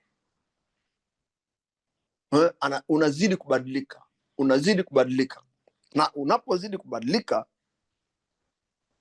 maanake yale maisha, unazidi kuwa mtumwa wa Kristo katika kila eneo la maisha yako. Kwa kabla ya utumishi tuelewe kwamba ule utumishi sio unaotufanya sisi kuwa watumwa wa Kristo. Hapana. Ni aina ya maisha yanayotokana na ufahamu ulionao, kwamba huo ufahamu umetoka wapi, unaishi ufahamu unaotoka wapi. Hili jibu lililolitoa hapa limetoka wapi? Linatoka kwenye asili mpya au kwenye asili ya damu na nyama? Sasa kile ndio kipimo cha kuonyesha kwamba nimekuwa bora kwa kiwango gani mpaka hapa nilipo, kwamba haya maisha ninayoishi sasa nimekuwa mtumwa wa Kristo kwa kiwango gani? Kwa sababu unapozaliwa mara ya pili, maana yake lengo ni ule mwanzo ufikie kiwango cha kuwa maisha yako, ule mwanzo unaoishi ufikie kiwango cha kuwa maisha yako. Yaani maana yake uishi ule mwanzo kwa kiwango cha 100% katika nchi. Maana yake anasema kila fundisho unalojifunza kazi yake ni kukujenga, yaani kuleta ule mwanzo kwenye maisha yako. Unaishi, lakini unaishi sio maisha yako bali ya mwanzo wako. Unapokuwa unaishi maisha ya mwanzo wako, maana yake ndipo unapokuwa mtumwa wa huo mwanzo, kwa kuwa hayo maisha sio yako bali mwanzo wako. Hatuwezi kuwa watumwa wa Kristo kama hatuishi maisha yake. Tunakuwa watumwa wa Kristo kama tunaishi maisha ya Kristo. Kwa hiyo hilo litaka tu kwanza tuelewe kwamba kuwa watumwa wa Kristo sio kumtumikia. Ni kuishi maisha yake, kuishi yale maisha yake. Kwa sababu ukisoma Yohana 7 kuanzia mstari wa 14 anasema, hata ikawa katikati ya sikukuu Yesu alikuwa kuingia hekaluni akafundisha. Wayahudi wakastaajabu wakisema, amepataje huyu kujua elimu ambaye hakusoma? Basi Yesu akawajibu akasema, mafunzo yangu si yangu mimi, ila ni yake yeye aliyenipeleka. Unaona? Kama mafunzo yalikuwa sio ya kwake bali ya yeye aliyempeleka, maana yake alikuwa mtumwa wa huyo aliyempeleka. Kwanza aliishi maisha ya huyo aliyempeleka, kisha akaenda hatua ya pili ya kufundisha wengine yale maisha. Kwa kabla hujawa mtumwa, hujamtumikia Mungu kwa maana ya kuwafundisha wengine, hatua ya kwanza ni wewe kwanza kuwa mtumwa wa hicho unachofundisha. Maana yake kuishi hayo maisha, alafu ndipo upeleke huo ufahamu kwa wengine. Anasema mtu akipenda kuyatenda mapenzi yake atajua habari ya yale mafunzo, kwamba yatoka kwa Mungu, au kwamba mimi nanena kwa nafsi yangu tu. Bwana Yesu asifiwe. Kwa hiyo maana yake ni kwamba nilichokuwa nataka hapo, yani kufafanusha tu, ni hicho kipengele cha kwamba umuhimu wa kujifunza na kuishi ulichojifunza. Sifa yake ya msingi ni kwamba kile unachojifunza na kukiishi ndicho kinachokufanya wewe uwe mtumwa wa Kristo, na sio kwenda kumtumikia. Kwanza utumwa namba 1 ni kuishi maisha ya ule mwanzo. Kiishi maisha ya ule mwanzo, maana yake wewe ni mtumwa wa ule mwanzo. Sasa kama wewe ni mtumwa wa ule mwanzo, maana yake sasa mwanzo, kabla hayo maisha mapya, ulikuwa mtumwa wa giza, ulikuwa mtumwa wa mwanzo mwingine. Sasa ule mwanzo mwingine kazi yake ni kukujaribu, kukuhamisha kila wakati, kukurudisha. Ndio maana unaona Petro alikuwa anayumba, yaani mara aishi ule mwanzo mpya, mara aishi ule mwanzo wa zamani. Lakini unaona kabisa kule mwisho Yesu anamwambia ukisha kusimama ukawaimarishe na ndugu zako. Maanake ile kazi ilikuwa bado ni endelevu. Kwa hiyo kujengwa ni endelevu, na kiwango cha kusimama na kuwa watumwa wa Kristo ni endelevu. Sio kitu cha siku moja, ni maisha yetu ya kila siku. Amen. Amina mtumishi. Mimi ninataka niweke vizuri hapa kwa sababu leo naona umelieleza kwa aina yake. Nataka nijue kama hapa nimeandika sawa notes zangu. Kwamba Yesu alijaribu maisha ya aina mbili kwa Petro. Kwamba kwanza alitaka kujua pale alipomuuliza swali kwamba watu wanasema mimi ni nani? Wakampa majibu yao. Alafu akawauliza nyinyi mnasema mimi ni nani? Alafu Petro akatoa lile jibu. Alivyotoa lile jibu, Yesu akajua kabisa kwamba huyu anasikia kutoka kwa Baba, anasikia kutoka kwenye chanzo. Yaani akajua kabisa kwamba yale mafundisho yote ndio kwa anayafundisha hawa watu nimeweza kuwahamisha mpaka wameweza kujua chanzo, yaani kuweza kusikia kutoka kwa chanzo. Ni kama sisi tunavyojifunza sasa hii elimu ya nuru, inafika sasa kwamba tulikuwa tunasikia kutoka kwa giza kwa sababu zile maisha yale yalikuwa kwenye damu zetu za kuzaliwa. Kwa hiyo tukawa tunasikia, yani unasikia kabisa. Giza linaongea, unasikia kabisa sauti. Huelewi sauti imetoka wapi, lakini unasikia kabisa. Kuna watu wengine wanakuambia nikasikia sauti kanambia nijirushe. Mtu mwingine anasikia kabisa, yani unasikia sauti nakwambia simjibu tu hivi. Yaani mtu anakuja simjibu hivi kwamba giza lilikuwa lina uwezo wa kuongea na kwa sauti kwa sababu ya ile chanzo chetu cha giza. Kwa hiyo baada ya Yesu kuja kuwafundisha na kwa yale maisha ya kuzaliwa mara ya pili, ya kuwapeleka kwenye chanzo kingine, chanzo kipi ambaye ni Baba. Kwa hiyo akataka kujua kwamba hawa watu sasa hivi wanaweza kusikia kutoka kwenye chanzo. Good. Wakauliza lile swali. Haya, alafu la pili sasa pale kwenye ile Mathayo 21 mpaka 24. Manake akataka kujua hichi wanachosikia kutoka kwenye chanzo kimekuwa maisha yao? Yaani kipo kwenye fikra na mawazo yao? Ndio maana sasa manake lile giza likaja kumjaribu kwenye fikra na mawazo kwamba linamwambia hichi. Alafu yani Yesu anaongea hichi, alafu giza likamjibu kwenye fikra na mawazo kwamba hichi kinachotakiwa hapa kufanyika ni hichi. Lakini fikra na mawazo za Petro zikamjibu, manake pale hakusikia kwenye chanzo, hakusikia kwenye kile chanzo cha Baba, alisikia kwenye chanzo cha giza. Au ilikuwa anajaribu kwamba aone kile kitu alichosikia Petro kipo kwenye fikra na mawazo yake. Na ndio katufundisha pale kwamba mtu yeyote kwenye nyakati zote anazoishi hapa tunazoishi saizi, kuna either unasikia kutoka, kwa sababu sisi ni tegemezi. Kwa hiyo unategemea au unasikia au chanzo chako ni giza au ni nuru. Kwa hiyo sasa swali langu sasa ndio nataka uniweke vizuri hapo kwamba lile swali la pili ilikuwa Yesu anataka kujua kwamba kile alichosikia Petro kinaishi kwenye fikra na mawazo yake, kwa sababu pale hakusikia kutoka kwa Mungu. Hakumuuliza kitu ambacho jibu likatoka kwa yule. Alieleza kazi yake anayotakiwa kufanya. Alafu Petro akaijibu. Lakini lile jibu linaonyesha kabisa kwamba hizi zilikuwa ni fikra na mawazo, sio cha kitu alichosikia, lakini ilikuwa ni ya fikra na mawazo yake, lakini kwenye chanzo cha ile asili ya giza. Na sasa hapa ndio nilipenda tuelewe kwamba hapa ndio pana ugumu sana kwenye maisha yetu. Ile namna ya giza tukisha kuzaliwa mara ya pili, zile sauti zake au yale mawazo ya giza linapenyeza katika namna ya kama ya nuru. Kama ya msaada. Kwa sababu katika damu na nyama, yani katika maisha ya kawaida tunayoishi haya dunia hii, lile jibu la Petro lilionyesha kwamba yani Bwana wao hayo anayoyazungumza hayawezi kumtokea kwa sababu yalikuwa sio mazuri. Kwa hiyo ilitakuwa pale kama sio ule mwanzo sasa unafanya kazi kwa Yesu aone kwamba na mtu hapa yani huyo ameshaamua kufa na mimi. Yani manake chochote kitakachotokea yuko tayari.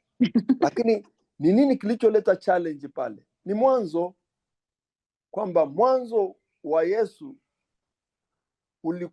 ulikuwa wa baba na yale yalikuwa ni mapenzi ya baba anatakiwa kuyaendea.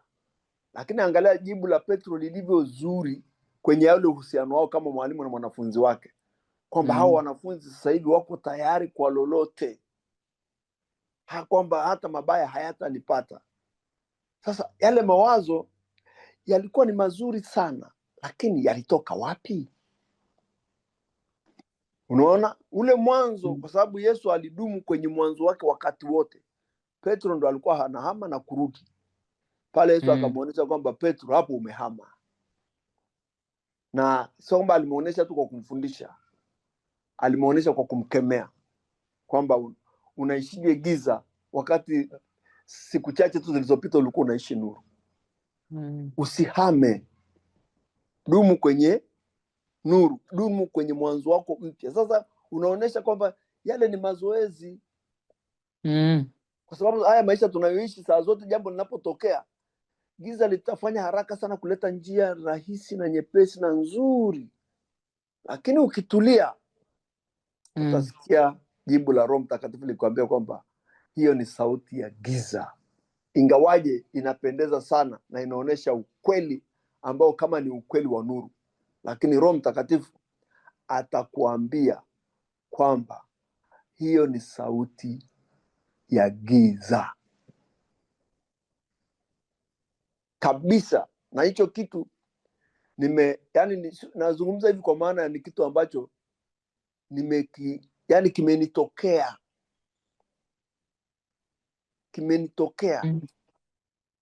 kimenitokea kabisa, kwamba kuna mtu alikuwa amesafiri.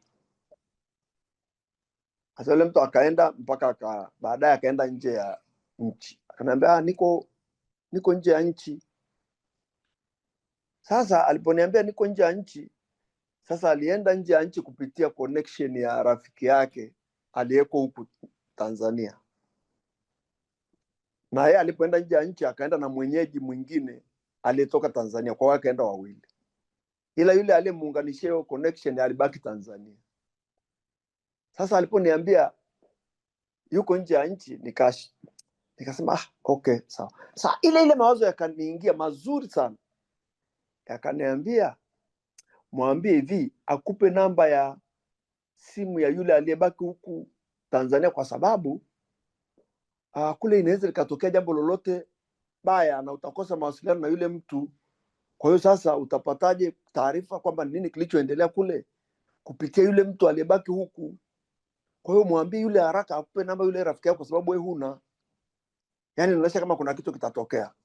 Nasema kweli. Kila nikitaka kuandika message ile kunatokea kitu kinapotezea. Yaani si kuandika. Baadaye nikasahau. Yaani kanitoka.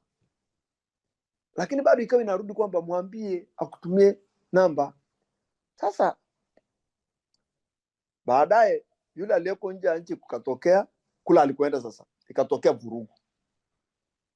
Sasa hapo hatuna mawasiliano. Namba hajanipa kwa sababu sikumwambia tena. Sasa ikatokea vurugu kubwa sana. Yaani karibu na eneo alilokuwa. Mpaka watu katokea na watu wengine wakafa na nini. Kwa watu wakakimbia nini na ni wageni kwenye nchi za watu. Sasa tukaja kuwasiliana kesho yake, akaniambia jana yaani kumetokea vurugu na nini, tumekimbia mpaka miguu imevimba, mambo mengi. Sasa nikamwambia sasa mkoja? Akasema tuko salama, tunaendelea vizuri. Mko sawa? Ndio. Sasa nikarudi nikawaza lile tukio lililotokea, lile wazo lililonijia na uhusiano wangu na yule mtu, kwamba giza lilikuwa linatafuta access kwangu, kwamba nikichukua namba ya yule mtu, maana yake tengeneza mtego. Yule mwenyeji huku nikimkosa yule kule, nitauliza huku kwamba fulani una habari zake, alafu yule atapata habari kwa yule rafiki yake ambaye wameenda naye kwamba kuna tatizo limetokea huku, alafu mimi na lile tatizo litakuwa ni tatizo sasa, yani maana kitu kibaya. Kwa hiyo mimi itakuwa sasa ninashuhudia sasa kama hapa kwenye group kwamba Yaani Mungu aliniambia kabisa hicho kitu, mpaka nikaagiza namba zake nikawa nazo. Kwa hiyo jambo lilipotokea mimi nilikuwa nikamkosa, nikapiga kwa rafiki yake, ndio akaniambia kuna tatizo limetokea. Yaani nashukuru Mungu alinipa huo ufahamu. Si kama umeona hicho kitu. Lakini nilipokataa, yani kwa neema ya Mungu sana, yani nilishindana na hilo jambo muda mrefu. Kwa sababu nakuonesha ukweli kwamba sasa usipopata mawasiliano yake itakuwaje? Huna namba ya rafiki yake, na yeye kule asipopatikana utampataje? Huyo rafiki yake humjui, huyo anaenda naye humjui, wote wawili hawana namba zako. Na ashumu kwamba kule sasa simu yake naye imepotea, haipo tena, hakuna mawasiliano yoyote. Sasa tutapataje mawasiliano? Hebu angalia hicho kitu kilivyokaa kistaarabu. Lakini giza lilikuwa linatafuta namna ya kuniingiza ili sasa nije nikatoe na ushuhuda. Lakini kwa neema ya Mungu niliposhinda lile jambo, na kweli lile jambo likatokea kule, naye akashinda, hakupata madhara yoyote. Lakini bado viashiria vya giza vikaendelea kama siku 2-3 mfululizo vikimwandama. Baadaye ule muda wa jaribu ukaisha na maisha yakawa sawa. Sasa tulivyokuja baadaye, wanao wakarudi, wakatoka kwenye ile wakarudi, tukakutana uso kwa uso, tukaanza kushare ile story. Yaani tukaona jinsi ambavyo giza lina hila ambazo pasipo ule, kama hauishi ule mwanzo, hautaliweza giza. Lilikuja kama malkia, kama nani wa Yani nuru, kama malaika wa nuru 120%. Na hiyo ndio ile mtu anakuja kushuhudia kwamba namshukuru Mungu. Alipokosekana mimi tayari nilikuwa nimeshamwambia yule rafiki anipe namba ya rafiki yake. Nikapiga simu kwa rafiki yake, akawasiliana na yule rafiki yake, yule akaniambia kule kuna tatizo limetokea. Sio, unaona hiyo? Maana yake giza aliwezi kufanikisha jambo lolote kwenye nchi mpaka lipate watu, mpaka lipate watendakazi, litengeneze timu. Likishakamilisha ile timu sasa, yale mawazo yake yanaendelea, wote mnaunganishwa kwenye ile link, wote mnaingia, na baadaye wote mnakuja kutoa ushuhuda. Ni kama Belinda alivyotoa mfano, akasema kama tunapopita changamoto za ndoa au kazini, unataka kuacha au mtu anakuelezea sababu 200 za kwa nini anataka kuachana na mtu, na wewe unaona kabisa yani mume ni mbovu, ni mlevi, hafai. Lakini yani giza linakuletea sababu ambazo ukizipima kwenye hali ya damu na nyama zote ni majibu sahihi. Lakini ukizirudisha kwenye asili, unaona kabisa haya ni maisha ya asili ya kuzaliwa. Kwa hiyo haya ni maisha yanaendelea. Hata jana ulipofundisha kuna kipengele, kuna ushuhuda, kuna tatizo lingine lilitokeaga. Kuna mtu alikuja akashuhudia mahali kwenye kusanyiko la wana wa Mungu tu. Akasema namshukuru Mungu, nilikuwa nimeenda kupeleka, yani kama alipenda kutoa gari kwenye kumpelekea mtu gari, yani kama mtumishi, yani kama mimi nafanya kazi zangu ya zawadi. Sasa alipokuwa anapeleka ile gari, kufika karibu na kula alipokuwa anapeleka ikapata ajali. Ile gari karibika, lakini akatoka salama. Baadaye akafix ile gari vizuri, akaipeleka, akarudi zake. Sasa akashuhudia, akasema namshukuru Mungu, nilikuwa napeleka ile gari, giza likajaribu kunishambulia, lakini likashindwa, nikapata ajali, lele. Watu wakapiga makofi. Lakini sasa katika hali ya kawaida tu unaona mara, mbona hii kama haijakaa sawa? Ikaishia hapo. Sasa pale watu wakafurahi, wakapiga makofi, wakatoa na sadaka na kila kitu, maisha yakaendelea. Kumbe lile giza lilikuwa linamuinda yule. Yeye alisema giza alikupenda mimi nilipokuwa nampelekea yule gari. Kumbe giza linawinda maisha yake. Tumemaliza ushuhuda, tumekaa kidogo, lile giza bado likarudi kwa namna nyingine, likamuua kwa namna ile ya kumwaga damu.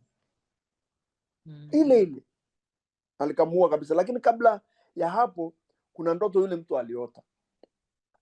Ile ndoto ikamtatiza sana. Kwa bahati akaiandika. Alipoiandika iende kwa mtu, yani ije, yani tuisome. Sasa mimi niliposoma ile ndoto hivi, nikaongea na mtu mwingine tulikuwa naye, nikamwambia bwana, hii ndoto inaonyesha huyu mtu, yani giza linamshambulia kwenye ndoa na limelenga ndoa. Maanake linashambulia tairi ya mbele. Tairi ya mbele maanake kichwa, maanake mume, na tairi ya nyuma itabaki. Maana ilionyesha, ile ndoto ilionyesha kama alikuwa anaendesha baiskeli, ile baiskeli ikapata ajali, lakini ikaharibika tu tairi ya mbele. Nikamwambia hapa, hii tairi ya mbele hii sijui, lakini hii jambo halijakaa vizuri, huyu mtu anahitaji msaada. Tukaenda tena mbele, ikatokea kweli saa ingine tuko tu kwenye mahali tunaabudu, basi yule aliyekuwa anaongoza ibada akamuita mtu yule, akamwambia bwana njoo. Anambia Mungu ananiambia.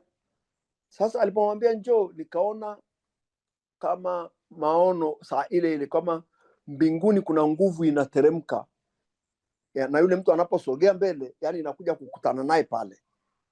Sasa yule aliyemuita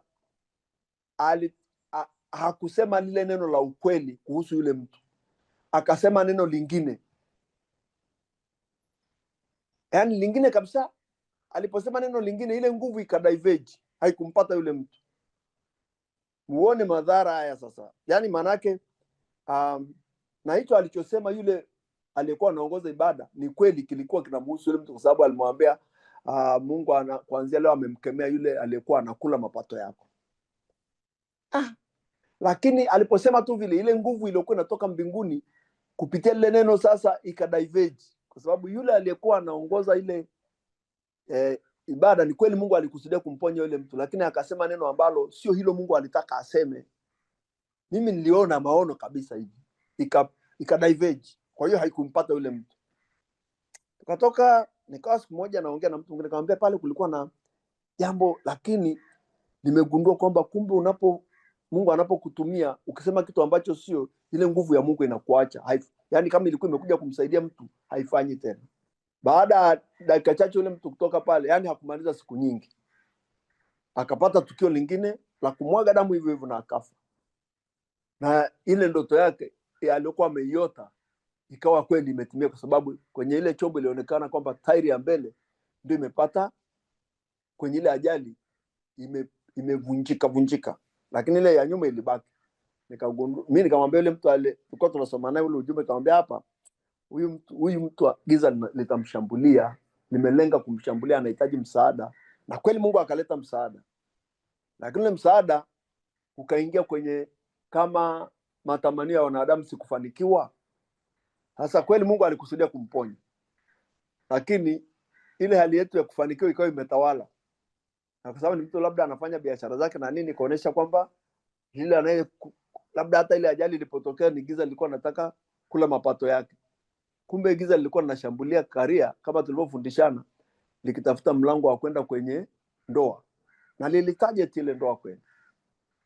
Sasa unaona vitu kama hivyo, hiyo ni mifano tu.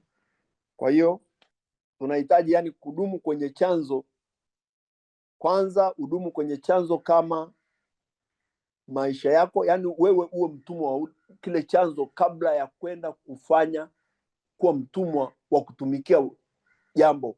Kwanza wewe uwe mtumwa wa yale maisha, alafu ndipo uende kwenye hatua ya pili ya kutumika. Amina. Kuna mmoja hapa ameandika, amesema leo kwa mara ya kwanza nimeelewa nini maana ya utumishi na kuwa mtumwa wa Yesu Kristo. Alafu mwingine ameuliza swali, anasema ngoja ni summarize maana hapa. Anasema kwa hiyo nikijaribiwa nikaumia kwa jinsi, yani kama mtumishi Israeli alivyofundisha, ameelewa kwamba kwa hiyo akijaribiwa akaumia, maana yake hajaelewa. Yani akimaanisha kwamba maana yake akijaribu kuumia ni dalili ya kukosa ukweli wa jambo linalokukabili. Maana yake sio kwamba huna majibu, ila lile jibu ni la uongo. Rudia tena mtumishi. Kuumia ni dalili ya kukosa jibu la kweli kwenye hilo jambo, yani jibu la nuru huna. Una jibu lakini ni la uongo. Ni kama darasani unapojibu swali katika namna ya jibu la uongo, majibu yanaporudi yanakuumiza. Lakini kinachokuumiza ni nini? Ni uongo wako mwenyewe, kwamba ulichosema sio kweli. Kwa hiyo kinakushambulia. Lile jibu lako linakushambulia.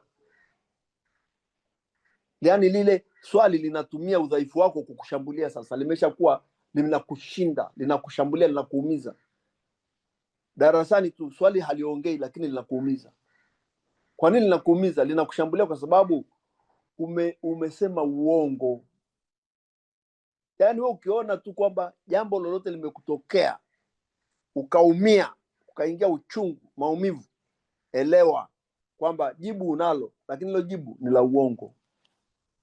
Kwa hiyo ukijibu swali lolote kwa jibu la uongo, lile swali linakushambulia, kwa sababu jibu la kweli ni kinga na jibu la uongo ni mlango wa adui kukushambulia. Kwa hiyo maumivu yoyote, kitu cha kwanza uelewe kwamba hilo jambo ulivyoliwazia sivyo lilivyo. Kwa hiyo umeshadanganywa. Yaani ni dalili kubwa ya kuona kwamba tayari uko kwenye hatari, kwamba huna jibu sahihi la hilo jambo. Unajibu lakini la uongo. Na kama unajibu la uongo, maanake unaishi mwanzo mwingine. Kwa hiyo ni mtumwa ule mwanzo mwingine unaoleta majibu ya uongo. Sasa unaishi maumivu. Nirudie tena.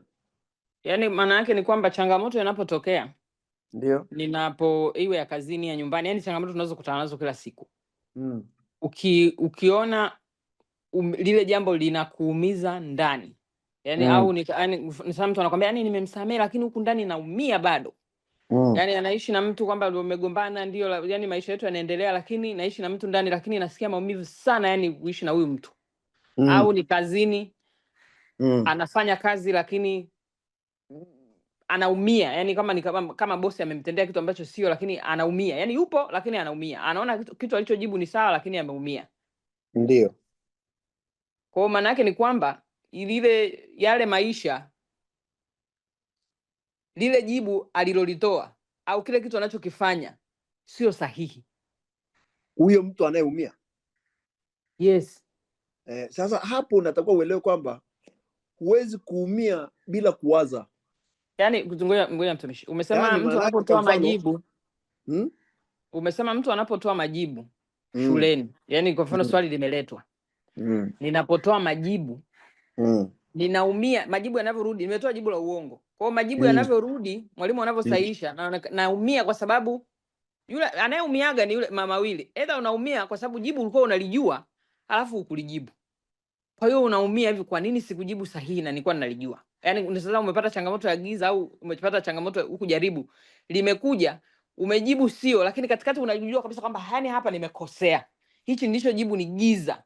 Na unaumia kabisa kwamba nilitakiwa nijibu jibu sahihi na nalijua. Yaani nilijua kabisa hapa huyu mume anachofanya hichi ni giza na nilitakiwa nijibu hivi, lakini sikumjibu. Nimejibu tofauti. Yaani unaumia kwamba hujatoa jibu sahihi na unalo. Alafu kuna ile unaumia kwamba hata jibu lenyewe ulijui, ila unatamani upate jibu sahihi lakini huna.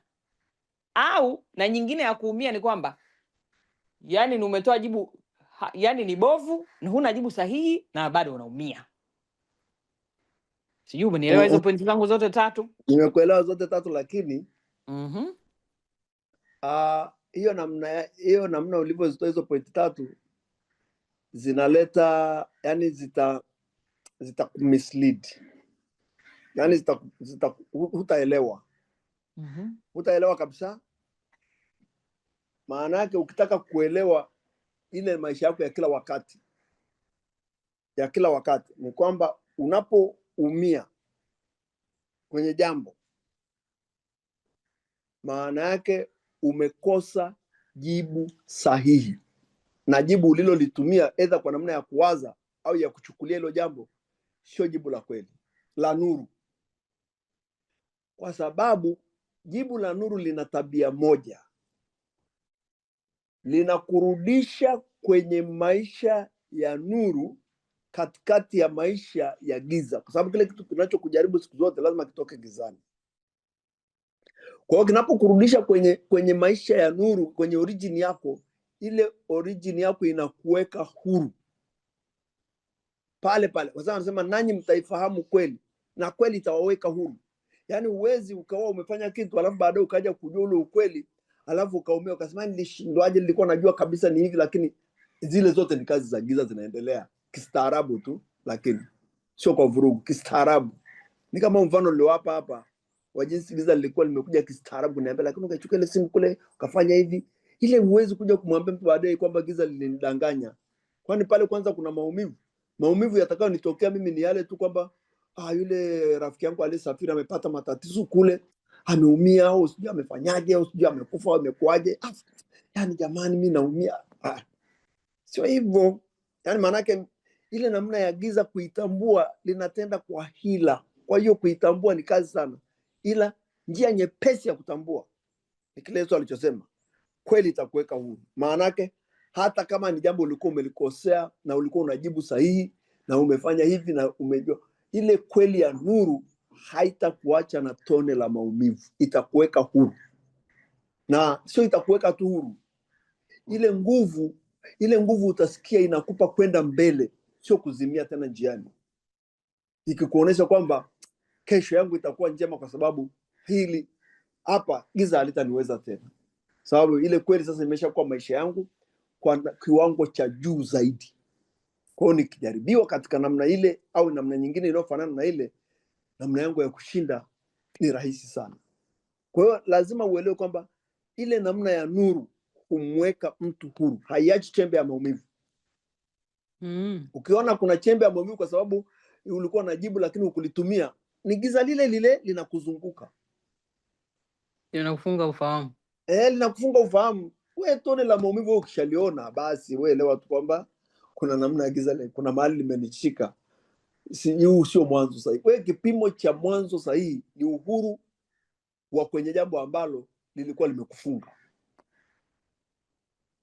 Uhuru wote ukitokea pale na ukausikia ndani, maanake chanzo chako kinafanya kazi. Ukikosa ule uhuru, chanzo bado hakifanyi kazi. Kile chanzo cha nuru hakinakuwa kifanyi kazi. Hata kama kuna faraja za namna gani, wewe elewa tu kwamba hapa hamna kitu.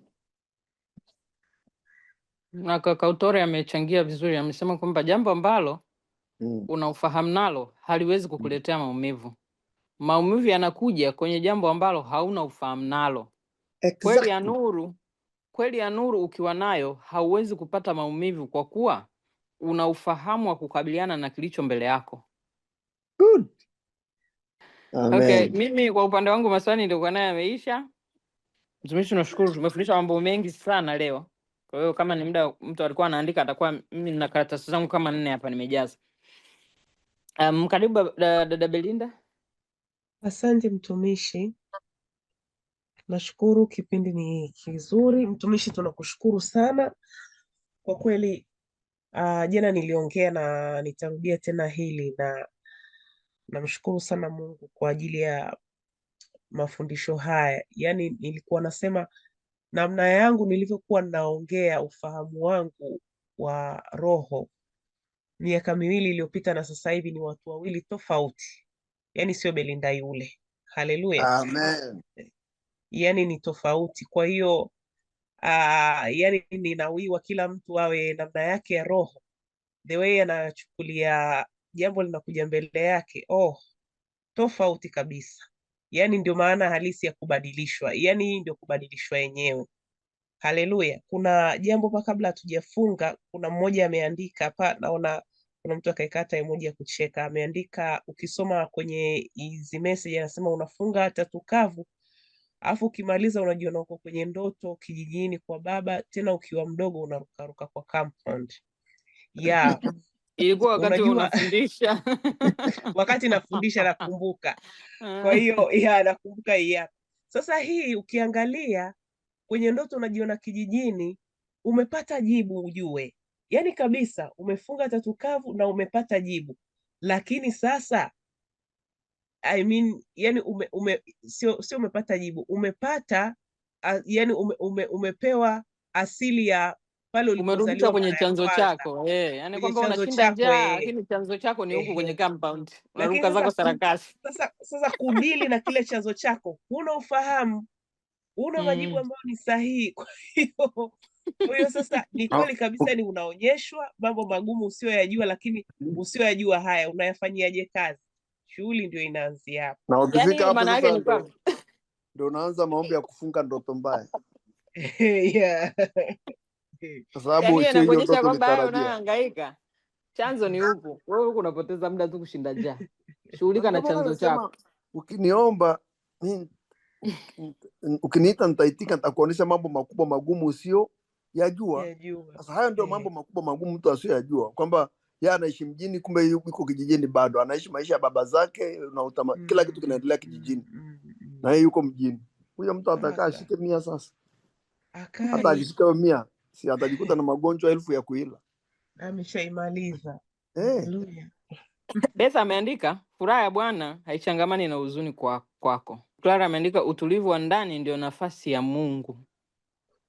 amen. Safi. Angelina Nyange akaandika ukiwa unaofahamu na taarifa sahihi huwezi kupata maumivu. Asante sana mtumishi. Amen. Haya, Asante sana okay. kwa wote mnaochangia. Mungu awabariki. Asante mtumishi Helen. Karibu na uendelee karibisha wa kuaisha kipindi. Asante. Asanteni watumishi, na tuendelee kuchangia, tuendelee kuishi tulichojifunza. Tunachojifunza ndio kiishi, ndio tunakuwa watumwa wa Yesu Kristo, sio watumishi. Maana zamani kila mtu alikuwa anajua kuokoka ni kumtumikia Mungu. Yaani kila mtu ni mtumishi. Unaona, usipokuwa mtumishi basi wewe umtumikie Mungu. Kumbe leo tumefundishwa nzuri tu, tukiishi kile tunachojifunza ndio maana ya kuwa watumishi. Ndio maana ya kuwa watumwa. Mtumishi Owino hapa amesema, yani mimi kwa mjumla nimejifunza ufahamu wetu haitakiwi kabisa giza kuina na kuutumia, maana ukipata nafasi anatumia vibaya na kuondoa katika nafasi yetu ya kuzaliwa mara ya pili. Kwa hiyo tuendelee kujifunza, tuendelee kuchangia. Tunapojifunza ndivyo ambavyo tunaelewa. Wale wenye bidii ya kujifunza na kuishi tule tulichojifunza, matokeo yanaonekana kabisa. Vizuri, nuru haidanganyi na giza halidanganyi. Yaani tunavyoishi kile tulichojifunza ndio tunakuwa wanafunzi na inakuwa ni faida, yani inakuwa ni sehemu ya maisha yetu tena. Mungu awabariki, tukutane tena kesho darasani. Mimi bado nipo na mwalimu wangu. Mwalimu wangu Ashish, naomba utufungie kipindi. Unmute hapo kwenye mic. Mtumishi Philbert ameandika, namshukuru Mungu sana kwa darasa hili. Kila wakati kuna jambo jipya. Nitaomba mtumishi atusaidie zaidi katika eneo la ndoto. Mfano, ndoto aliyosema kuhusu gari iliyopata pancha, then akasema kuhusu ndoa. Ni kweli kabisa mtumishi, ili hii sekta nafikiri kwa sababu ulimwengu wa roho unaongea na sisi sana kwa namna ya ndoto. Yaani unaongea kwa kiasi kubwa sana kwa namna ya ndoto, kwa sababu ndio muda ambao mwili unakuwa hauna nguvu, roho inakuwa ina nguvu. Kwa sababu huku kabla ya hapo huku nje tunakuwa tuna vurugu za kila siku za TRA na kutafuta ugali. Kwa sasa tunakosa ule muda wa kuutiisha mwili ili roho iwe na nguvu, roho iwe naongea. Ile level ulishasema kuna muda tukishajifunza maisha ya nuru tutafika level ambayo kwamba ile eneo la ndoto ni la muhimu sana, kwa sababu wengi tuna ulimwengu wa roho unaongea na sisi kwa njia ya ndoto sana. Kila mtu ndani ni shahidi. Lakini sasa na unaongea kwa jinsi tulivyoumbwa, kwa jinsi kila mtu ana neno lake alilotamkiwa, kwamba unaniletea taarifa, especially nikishaanza kujifunza haya mambo ya nuru. Kuna taarifa naletewa, yani mpaka unashindwa kuelewa kwamba hii ikoje. Kwa hiyo either tutengeneze utaratibu ambao tutakuwa tunakutumia hizi ndoto ili wewe unatupa maana yake mpaka ifike level tunaweza kutafsiri wenyewe, lakini kabla ya hapo utupe somo vizuri kabisa jinsi ya kutafsiri ndoto na kuelewa. Ngoja kwanza nijue kwamba mtumishi naongea yupo. Kumbe yupo. Utufundishe kwanza ili somo la ndoto, kwa sababu tunapoanza kujifunza maisha ya nuru tunaanza kuona vitu vingi sana kwenye ulimwengu wa roho. Kwa hiyo tunakuwa hatupati maana zake. Yaani mimi kama kuna ndoto jana nimeota, yaani hata nikitaka huyo mtu saizi nimpigie simu hata sio namuelezeaje, yaani ina mambo mengi. Kwa hiyo inabidi nikae nitulie niandike. Sasa nimeanza Roho Mtakatifu aanze kuniambia hapa kitu kikoje, kwa sababu nilikuwepo mimi na yeye.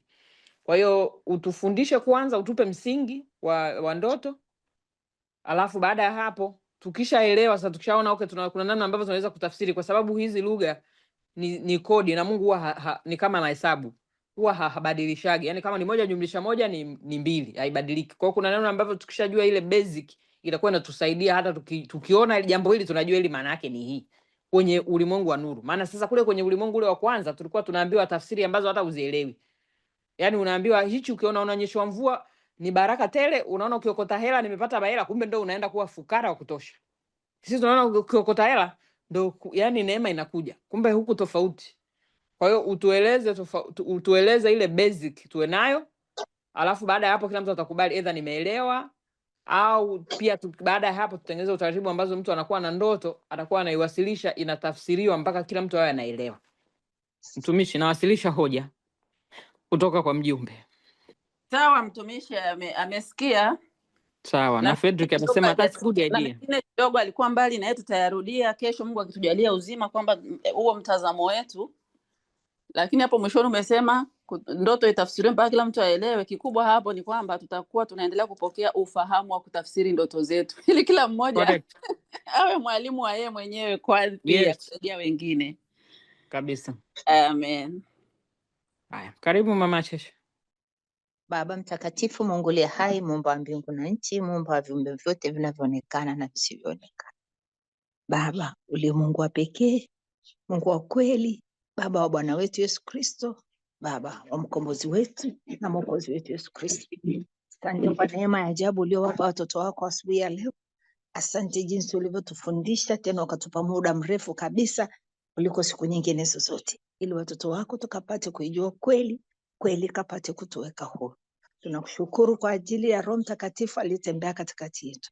Tunakushukuru kwa ajili ya mtumishi wako Godson. Tunakushukuru kwa ajili ya Belinda, kwa ajili ya Helen na wote waliochangia kipindi hiki. Hakika tumefurahi Baba, tumepokea kwa moyo wa shukrani, moyo wa ufahamu. Hatuko kama tulivyoanza kipindi, tumebadilika. Tumejua kweli, maumivu yamekaa mbali na sisi. Tumeendelea kujua namna ya kukabiliana na majaribu. Tumeendelea kuelewa namna hata ya kusaidia mwingine. Baba, tumeendelea kujifunza tusifanyike tena watendakazi wa giza katika ufalme huu. Tunakuomba endelea kutuzidisha, endelea kutuongoza, endelea kutuvuvia na ile nguvu yako. Roho Mtakatifu, kila mmoja akaelewe maufahamu huu. Baba, asante kwa ajili ya mtumishi wako Godson. Tunaomba ile neema yako izidi, nikiwa katika nafasi ya mwana na msogeza katika kiti cha mwana kondoo Yesu Kristo. Kampake mafuta mabichi, huisha mwili, nafsi na roho yake. Ongeza nuru yake, ongeza moto, ili akalikabili giza pande zote kwa ajili ya utukufu wako. Baba yetu wa mbinguni, kila mmoja aliyetoka mahali hapa akafanyike msaada kwa mwingine siku ya leo kwa kile tulichokipokea. Baba, tunapoahirisha kipindi hiki, tunajua ni mwanzo wa kipindi kingine kizuri zaidi. Na hivyo saa hii tunajitiisha ndani yako, damuni mwa mwana kondoo Yesu Kristo, pamoja na wale wote wana wa nuru popote walipo. Tunajitiisha ndani yako, damuni mwa mwana kondoo Yesu Kristo, katika jina la Yesu naomba na kushukuru. Amen.